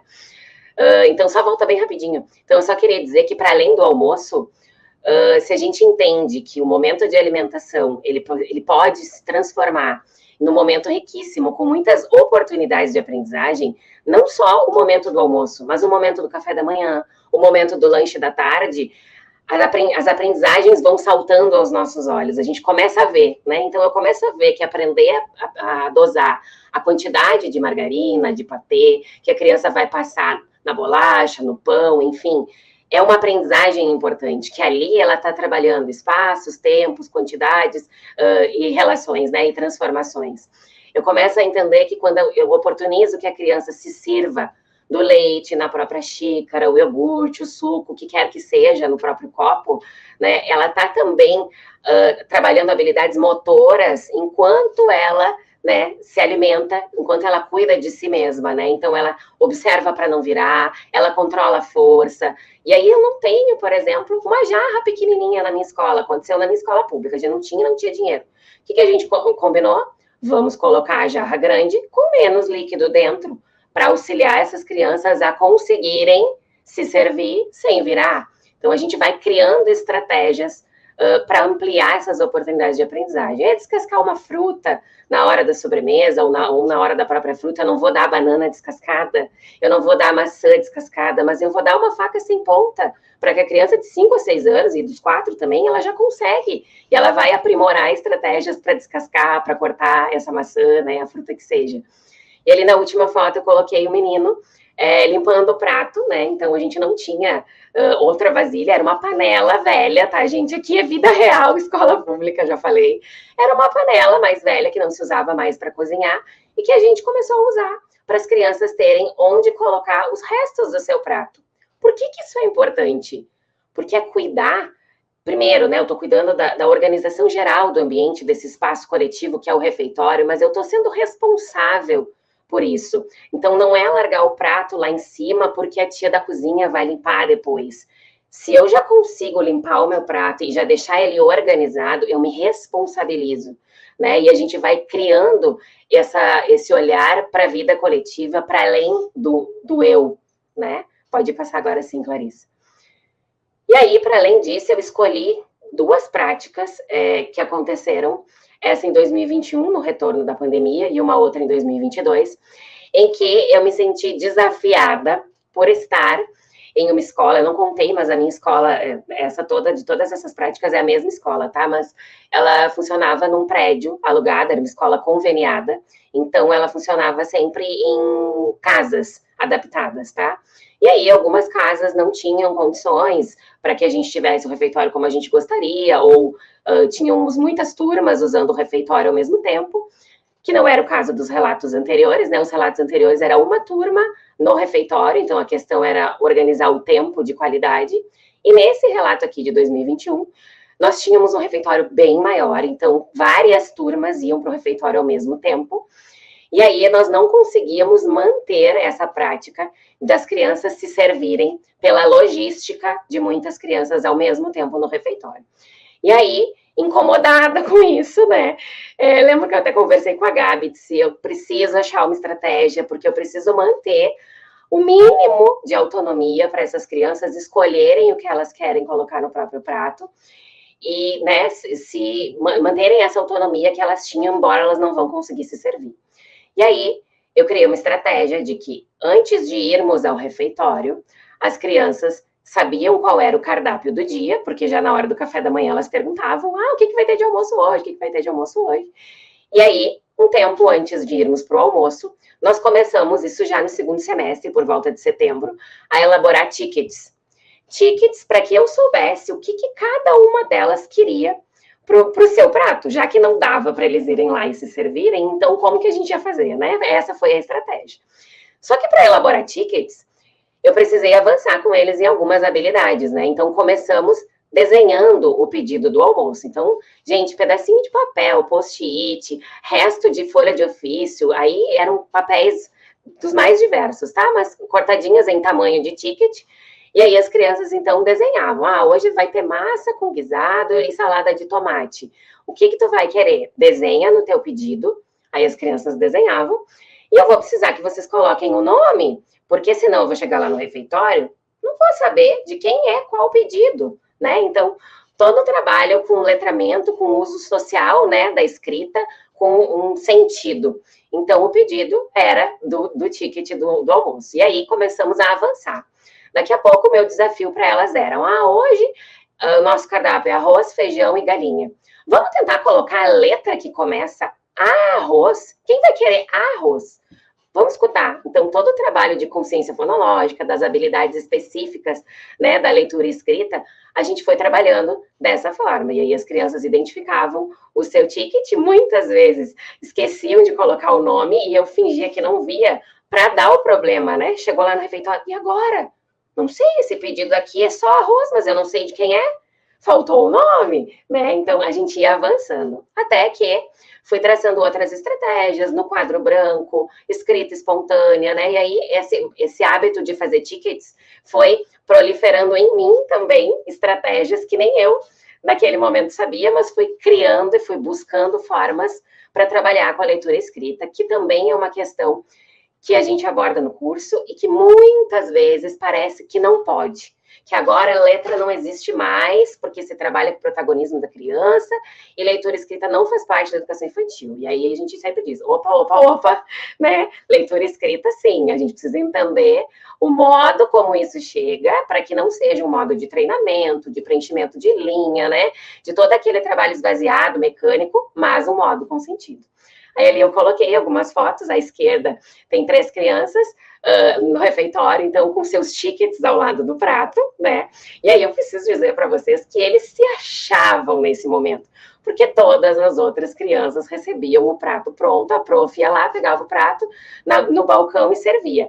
E eles chegavam no refeitório, sentavam, me entregavam os tickets, ou às vezes, quando era possível, né, gente, como eu disse, vida real, tinha menos crianças naquele dia, dava para eles irem até a bancada e entregarem o seu ticket para a servente merendeira. Essa era uma outra experiência, né, entregar o meu pedido para alguém e ver essa pessoa lendo o que eu escrevi e me entregando aquilo que eu pedi.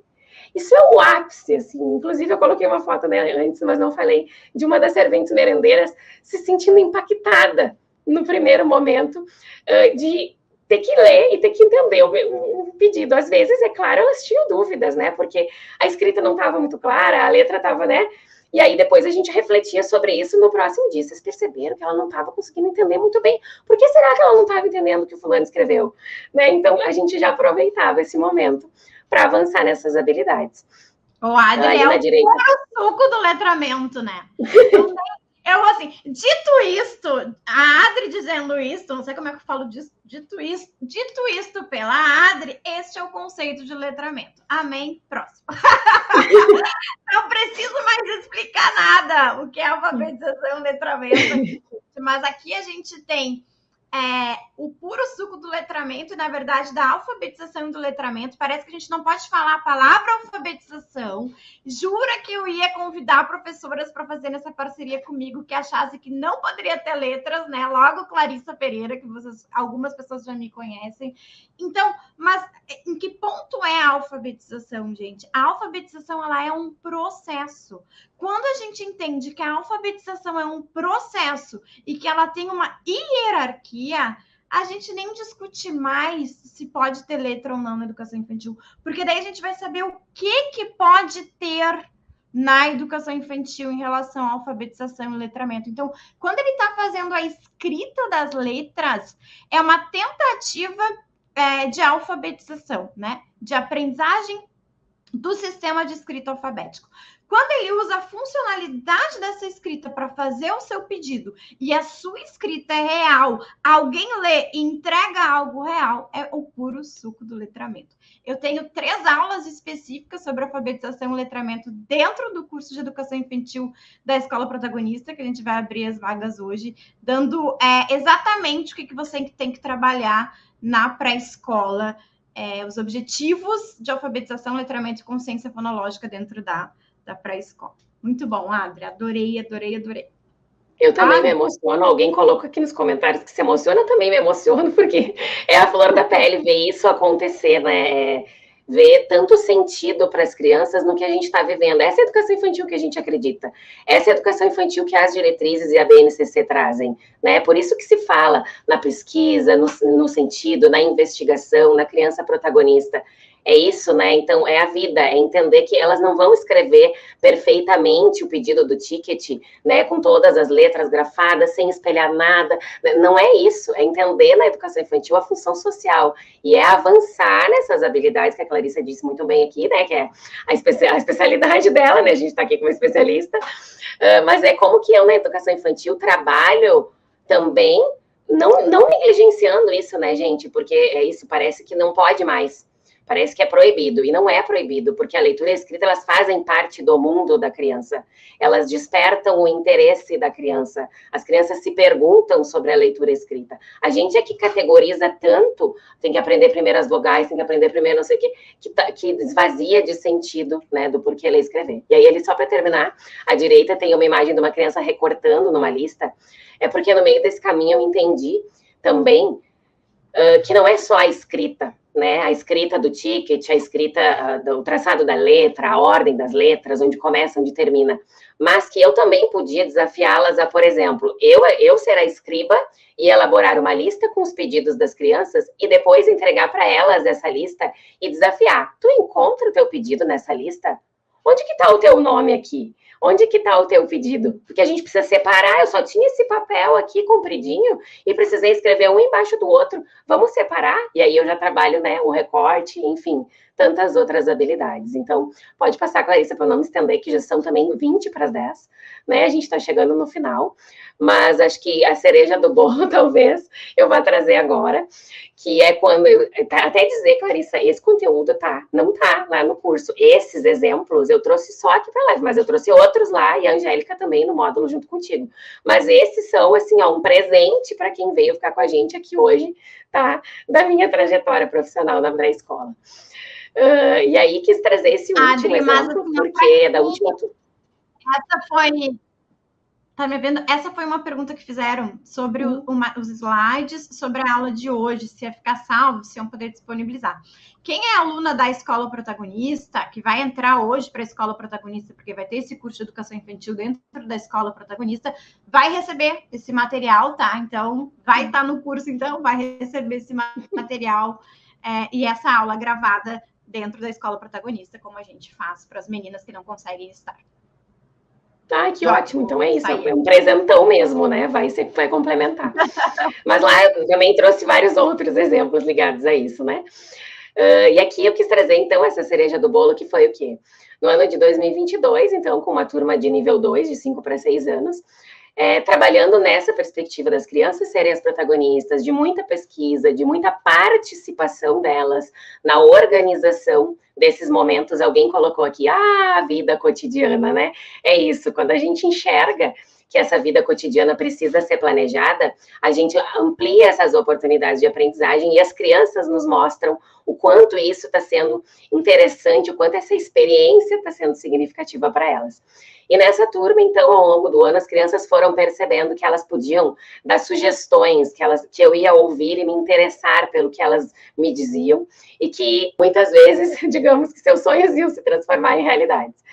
E aqui foi um exemplo disso. Um belo dia, uma menina, a Heloísa, diz, prof, bem que a gente podia fazer um lanche assim, que tu coloca os ingredientes e a gente monta o sanduíche, né?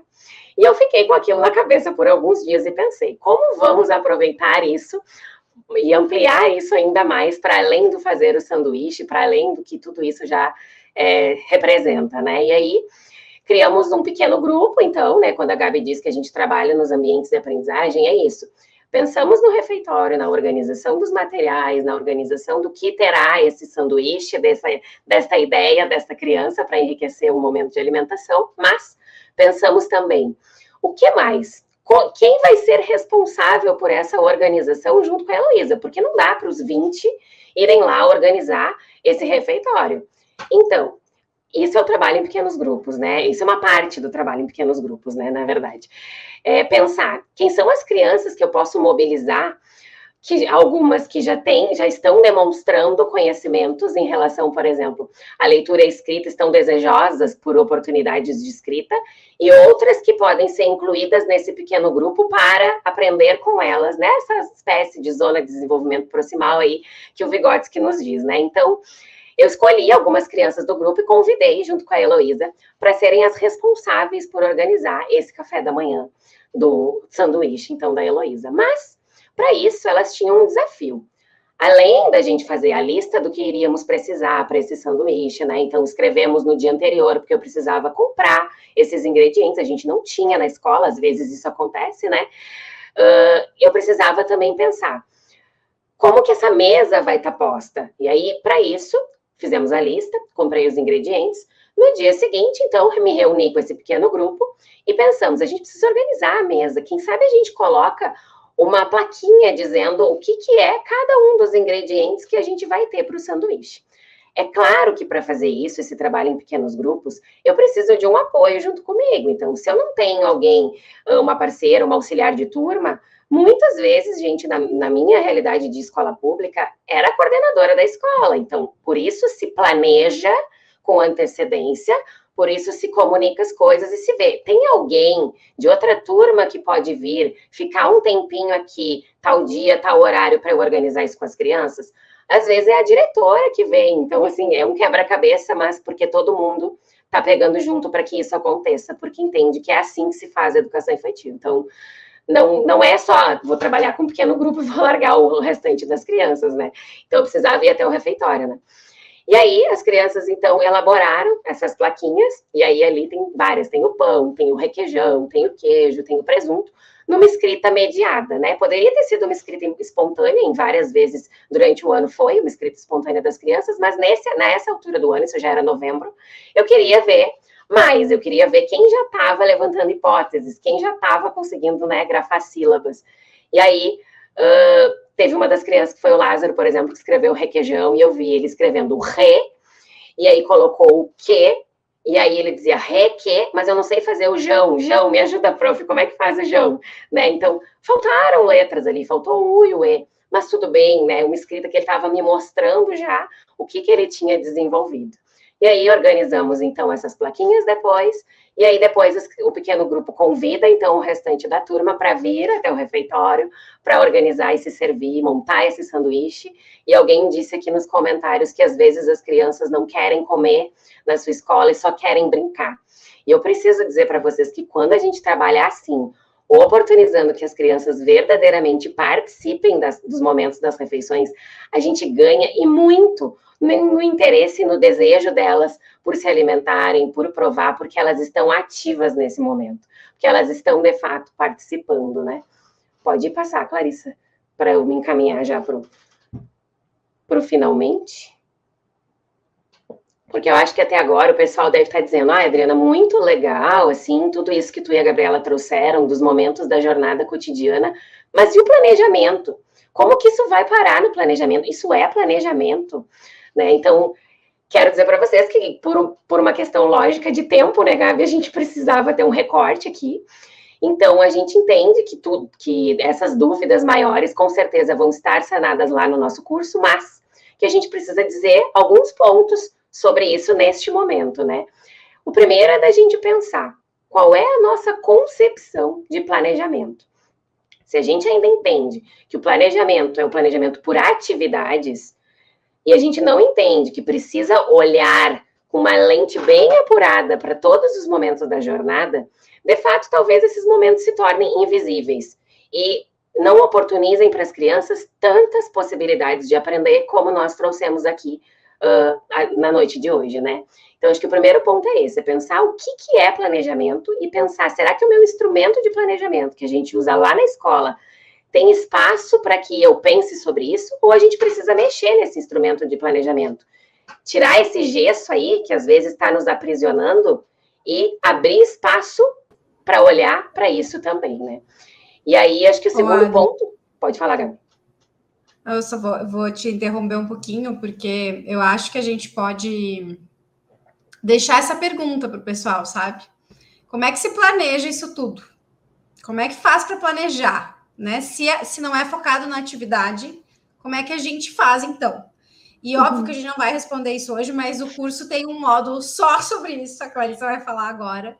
Assim como é que a gente faz para avaliar as aprendizagens dessas crianças, porque não dá para aplicar uma prova, né? Então, como é que faz?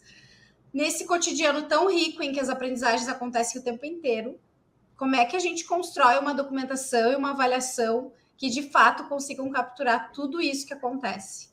Numa escola que tem muitas crianças, num tempo restrito, como é que faz? E aí, assim, eu preciso dizer que a gente trouxe muitas dicas lá nos módulos sobre isso. Inclusive, eu lembro que a Carol, que é uma prof desse módulo de avaliação, ela mostra até como é que ela organiza as pastas das fotos das crianças no computador dela, que eu achei muito bom, assim. Então, acho que agora a Clarissa vai trazer um pouco mais, né, Clarissa, sobre o curso e vai encaminhar aí. Olha, sim, gurias, ó, não acabou a aula ainda, tá? E que legal todo esse nosso encontro e que legal que a gente quer ficar com pulgas atrás da orelha. Era óbvio que a gente não tem como dar conta de tantos anos que a gente está estudando sobre tudo isso, cada uma na sua alçada, em uma live que eu quero que termine 22 horas, que foi o que eu combinei. Não sei se combinamos com vocês, mas combinei com as meninas e quero combinar com vocês. 22 horas encerraremos. Então, a gente tem a gente falou aqui que teríamos 7 princípios que guiaram a fala das meninas, né? Gente, esses 7 princípios são os módulos do curso, tá? Eu dei uma mexida nos slides, no fim, esse não é os slides. Peraí, deixa eu me organizar. Como é que eu tiro isso aqui e apresento isso? Não sei, mas eu sou o Faustão, a rainha do improviso. Então, bora nesses aqui mesmo, já que tá tudo diferente. Mas aqui está... Cadê os tais módulos? Então, ele já está aqui, mas ele não está aparecendo ali como eu queria. Tem que compartilhar a tela. Agora minimiza lá. Galera, 1 segundo. Compartilha. Não, é que eu estou compartilhando essa tela aqui. Tá, para de compartilhar. E agora compartilha de novo. Cadê esses módulos? Compartilha. Já está a tela. A tela já está sendo compartilhada. Não, você tem que parar de compartilhar outra. Bota para compartilhar. Agora, sim, eu tive que parar de compartilhar. Não, aí. Tá aqui? O planejamento é flexível, tá? Tem um monte de coisa, mas tá aqui, gente, os módulos do curso.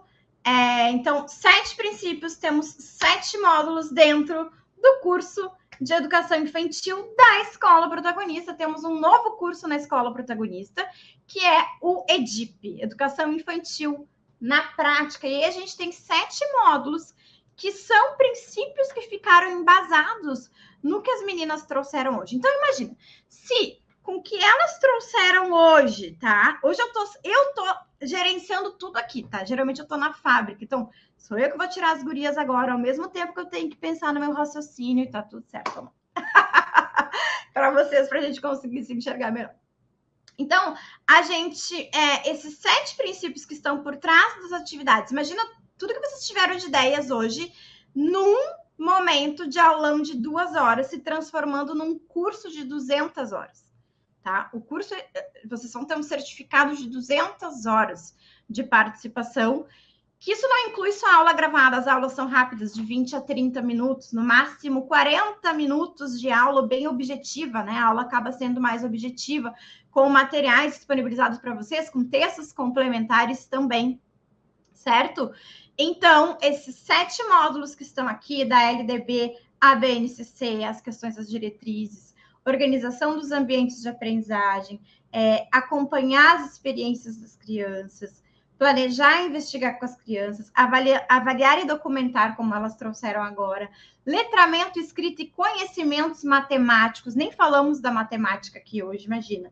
E a gestão das relações no cotidiano, mediar conflitos, aquilo que eu falei lá no início, a criança quer um brinquedo, a outra criança quer outro brinquedo, o que eu vou fazer para resolver? Então, todos esses casos práticos a gente trouxe dentro do curso de educação infantil da Escola Protagonista, tá? A Escola Protagonista é um portal, é um site, você vai colocar lá a sua senha, o seu login, e você tem acesso a muitos cursos, tá? Então, você não compra os cursos separadamente, você consegue, com um único valor, ter acesso a mais de 1.200 horas de cursos, mais aulas ao vivo, mais resumos em PDF, muitos outros materiais. Então, esse é o sentido da Escola Protagonista. E aí, cada vez mais, a gente vai colocando cursos lá dentro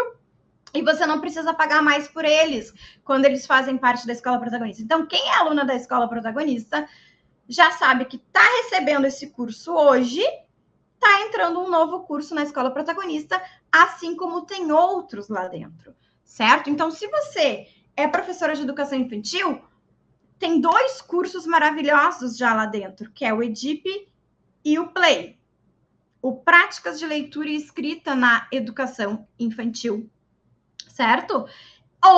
E aí, quem já quer trabalhar, o que você já quer saber mais sobre a alfabetização, você quer se aprofundar na alfabetização, tem o CAP, o curso de alfabetização na prática, certo? Que vai complementar. Tem o MAP e tem um curso que serve para educação infantil, anos iniciais ou qualquer idade, que é o curso de inclusão escolar, que é para os CAI. Vi que teve gente que perguntou sobre alunos de inclusão, né? Com alunos com alguma deficiência. Então, temos o CIEP, que você vai conseguir dar conta disso, ok? Bom, o que mais que eu tenho para mostrar para vocês sobre a Escola Protagonista? Ela é online, você faz a sua casa, você tem acesso a aulas gravadas, então tem aulas ao vivo como essa de hoje, mas fica salvo para você poder rever por 24 horas, não tem um horário. Então, Clarissa, eu sou mãe, sou dona de casa, sou professora. Que horas eu vou fazer o curso? No seu horário, tá? No seu horário. Eu tenho várias alunas, umas estudam domingo, outras estudam sábado, outras estudam sexta, outras estudam segunda, e você faz um tempinho por dia, a gente faz cursos objetivos para que você tenha o seu certificado imediatamente após a conclusão do curso, certo? Então, além disso, a gente tem pessoas como nós professoras, nós equipe, ajudando você, respondendo as suas dúvidas, te dando todo o suporte para aquilo, para casos mais específicos que você queira resolver. Então, tá aí o certificado com toda a carga horária, você pode usar para progressão na carreira, você pode usar na escola, você pode usar no seu currículo, tá? Porque nós temos CNPJ e é tudo garantido, você vai ganhar a sua nota fiscal. Então, entrando para essa turma, você também vai ter acesso ao Play, que é um curso mais específico de compreensão, leitura e consciência fonológica na educação infantil. Além de algumas aulas que a gente tem sobre a educação infantil. Então, todo o curso lá de 200 horas, eu vou te dar de bônus, vou te dar de presente. Palestras que a gente teve com a doutora Luciana Piccoli, uma professora renomada da Universidade Federal do Rio Grande do Sul, que já nos deu mais de uma palestra sobre a evolução da escrita e da leitura na educação infantil, além de aula com algumas alunas, com a Daiane, que é especialista e supervisora, que trabalha aqui conosco, trazendo uma prática de um projeto na educação infantil. Você também vai ter acesso ao nosso grupo de alunas do Facebook. Só entra quem é minha aluna da Escola Protagonista, não tem jeito. E lá a gente se divide um monte de material, um monte de ideias. Você vai ter um acervo de livros, de PDFs, de jogos que você pode imprimir e compartilhar com as suas colegas. Então, você vai fazer perguntas para as colegas, contar das colegas. Ah, gente, recebi um aluno com síndrome de Down e não estou conseguindo fazer adaptação. Alguém já teve experiência em relação ao vocabulário de alguma criança com síndrome de Down? Vai ter aluna lá que vai te ajudar. E nós da equipe também. Além disso, você vai receber em PDF vários kits, a gente chama de kit protagonista. Então, kit para você trabalhar, por exemplo, com produção textual, sendo a escriba das crianças da educação infantil.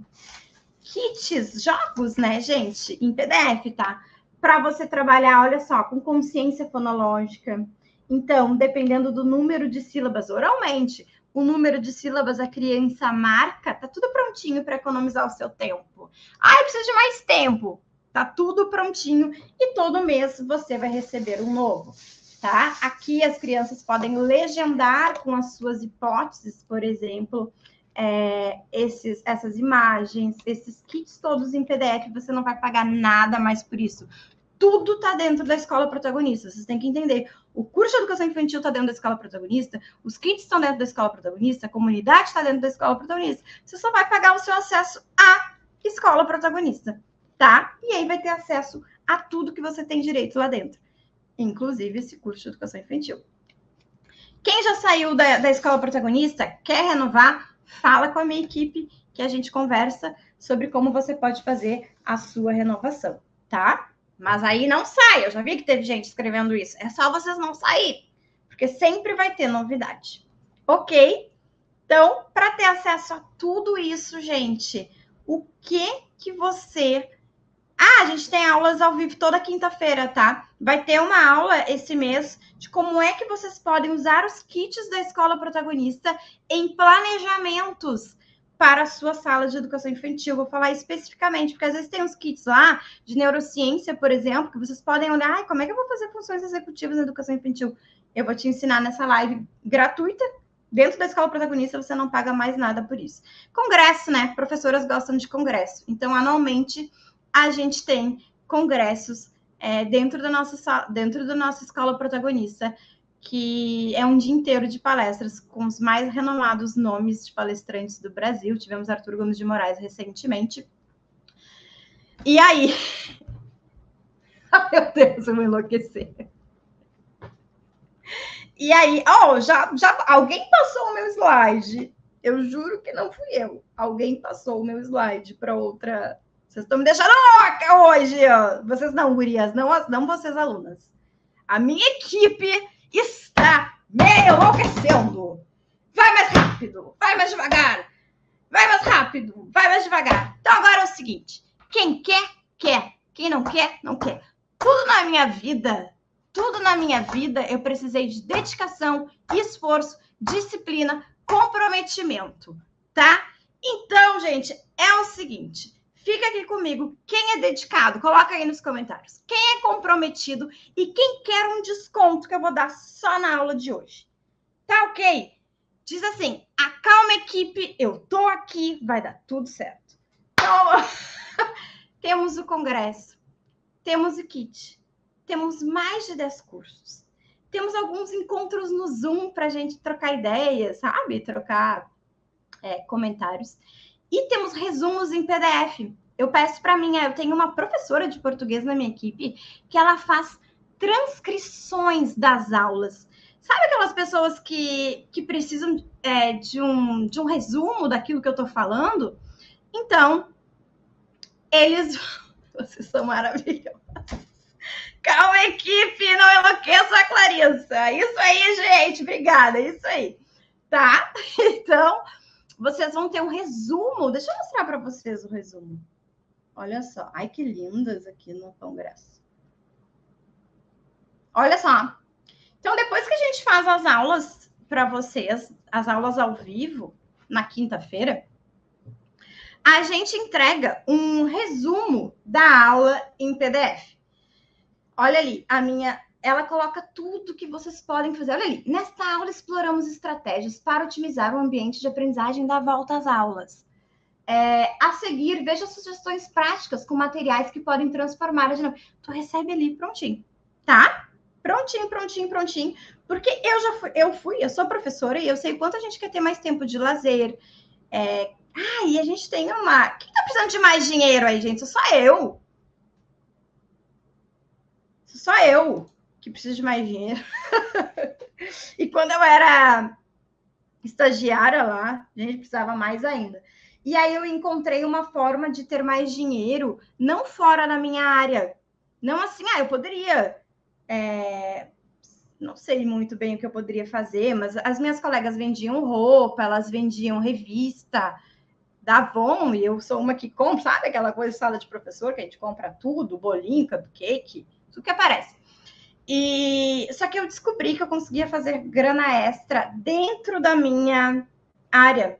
E aí a gente tem milhares de professoras de educação infantil e de anos iniciais que estão dentro da escola protagonista ganhando mais dinheiro. Porque a gente colocou um curso dentro da escola protagonista de professora particular e te ensinou como você tem que ir na escola se apresentar, como você tem que se apresentar para os pais, o que você tem que fazer nessa aula particular. Então, mesmo que você ache, eu sou professora de educação infantil, eu não vou conseguir dar aula para uma criança de 3º ano. Vai, sabe por quê? Porque você vai ser da escola protagonista e a gente vai te dar todo o apoio, te pegar na mão, te dar mentorias para que você possa fazer isso. Então, a gente tem professoras hoje, gente, que entraram para a EP, e depois que entraram, começaram a ganhar 10 mil reais a mais. A gente tem testemunho, depoimento, não é mentira, tá? Mais de 10 alunas com esse valor de 10 mil e outras com 8, 7. Então, também temos esse curso. Tudo a gente tem. E o que a gente não tem, a gente... cadê o link para fazer, Nelma? Vamos lá, Nelma. Eu quero que tu seja a primeira a se inscrever. Vamos ver quem vai ser a primeira a se inscrever? Escreve aí, você é a primeira, 22 e 1. Pode liberar. Não libera, porque eu não disse o valor. Vou dizer o valor agora. Quem vai ser a primeira? Vou ser a primeira, você é a primeira. Vai ser a primeira para ganhar o Play, para ganhar tudo isso, para ganhar os kits em PDF. Quem vai ser? Quero saber. Então, gente, tudo isso que eu mostrei para vocês já foi vendido separadamente. O EDIP, a gente pensou em não botar na escola protagonista, e quando a gente pensou que ele seria R$ 997. Só ele! Só o EDIP, só o curso de educação infantil da escola protagonista. A gente ia botar fora da EP esse curso, tá? Mas a gente decidiu colocar dentro da EP e ele custaria R$ 997, só ele, tá? O que já é um valor abaixo, tá? Ele poderia estar mais. O curso Play, o curso CAP, o curso MAP, que é o de matemática, o de professora particular, mais todos os outros. Somando tudo isso que vocês têm lá, poderia custar 7.201. Mas a gente aqui é justo, tá? E muito específico. 7.201. Mas não vai custar 7 mil reais, porque ninguém aqui é fora da casinha. E a gente tem um propósito. Não é que a gente seja fora da casinha, a gente tem um propósito aqui. Para não mentir, eu trabalho com esse propósito todo dia na minha frente. E a minha equipe, que a gente mandou se acalmar também. Levar formação pedagógica de excelência para educadoras e educadores. E eu não conseguiria levar uma formação de excelência por 7 mil reais. E eu quero cada vez mais ter pessoas junto comigo. Então, a gente estuda esse valor e faz um valor super acessível para quem participa conosco do lançamento. Plano anual da Escola Protagonista, uma assinatura anual, 12 vezes de R$ 59,90. Gente, vocês não compram nem uma pizza por R$ 59,90, tá? 12 vezes de R$ 59,90. A gente tem toda uma parceria, tem várias professoras aqui, mas a gente se compromete e ainda faz esse parcelamento de 12 vezes para ficar bom tranquilo para vocês conseguirem participar junto conosco de todo esse arsenal, sabe? Tudo que você precisa vai estar na palma da tua mão, gente. R$500 de desconto hoje. Quem comprar amanhã, vocês vão lá na página ou semana que vem, se tentarem comprar, se entrarem para a lista de esperas, o valor da Escola Protagonista é R$1.250. 12 vezes de R$121. Entrando hoje, a gente vai estar te dando R$500 de desconto. Então, a próxima turma da EP, a gente não mantém esse desconto. Não posso prometer que a gente vai manter esse desconto, porque cada turma a gente mexe aqui, mexe ali e tem uma abordagem diferente. Já está liberado para você fazer parte da Escola Protagonista e ter acesso, então, ao nosso curso de educação infantil e todos aqueles outros, tá? Todos aqueles todos os outros que estão liberados para você. Então tá, gente, um grande beijo e obrigada para todo mundo que está aqui, tá bom, gente? Um grande beijo, boa noite e foi maravilhoso estar aqui e parabéns para você que ficou até o final.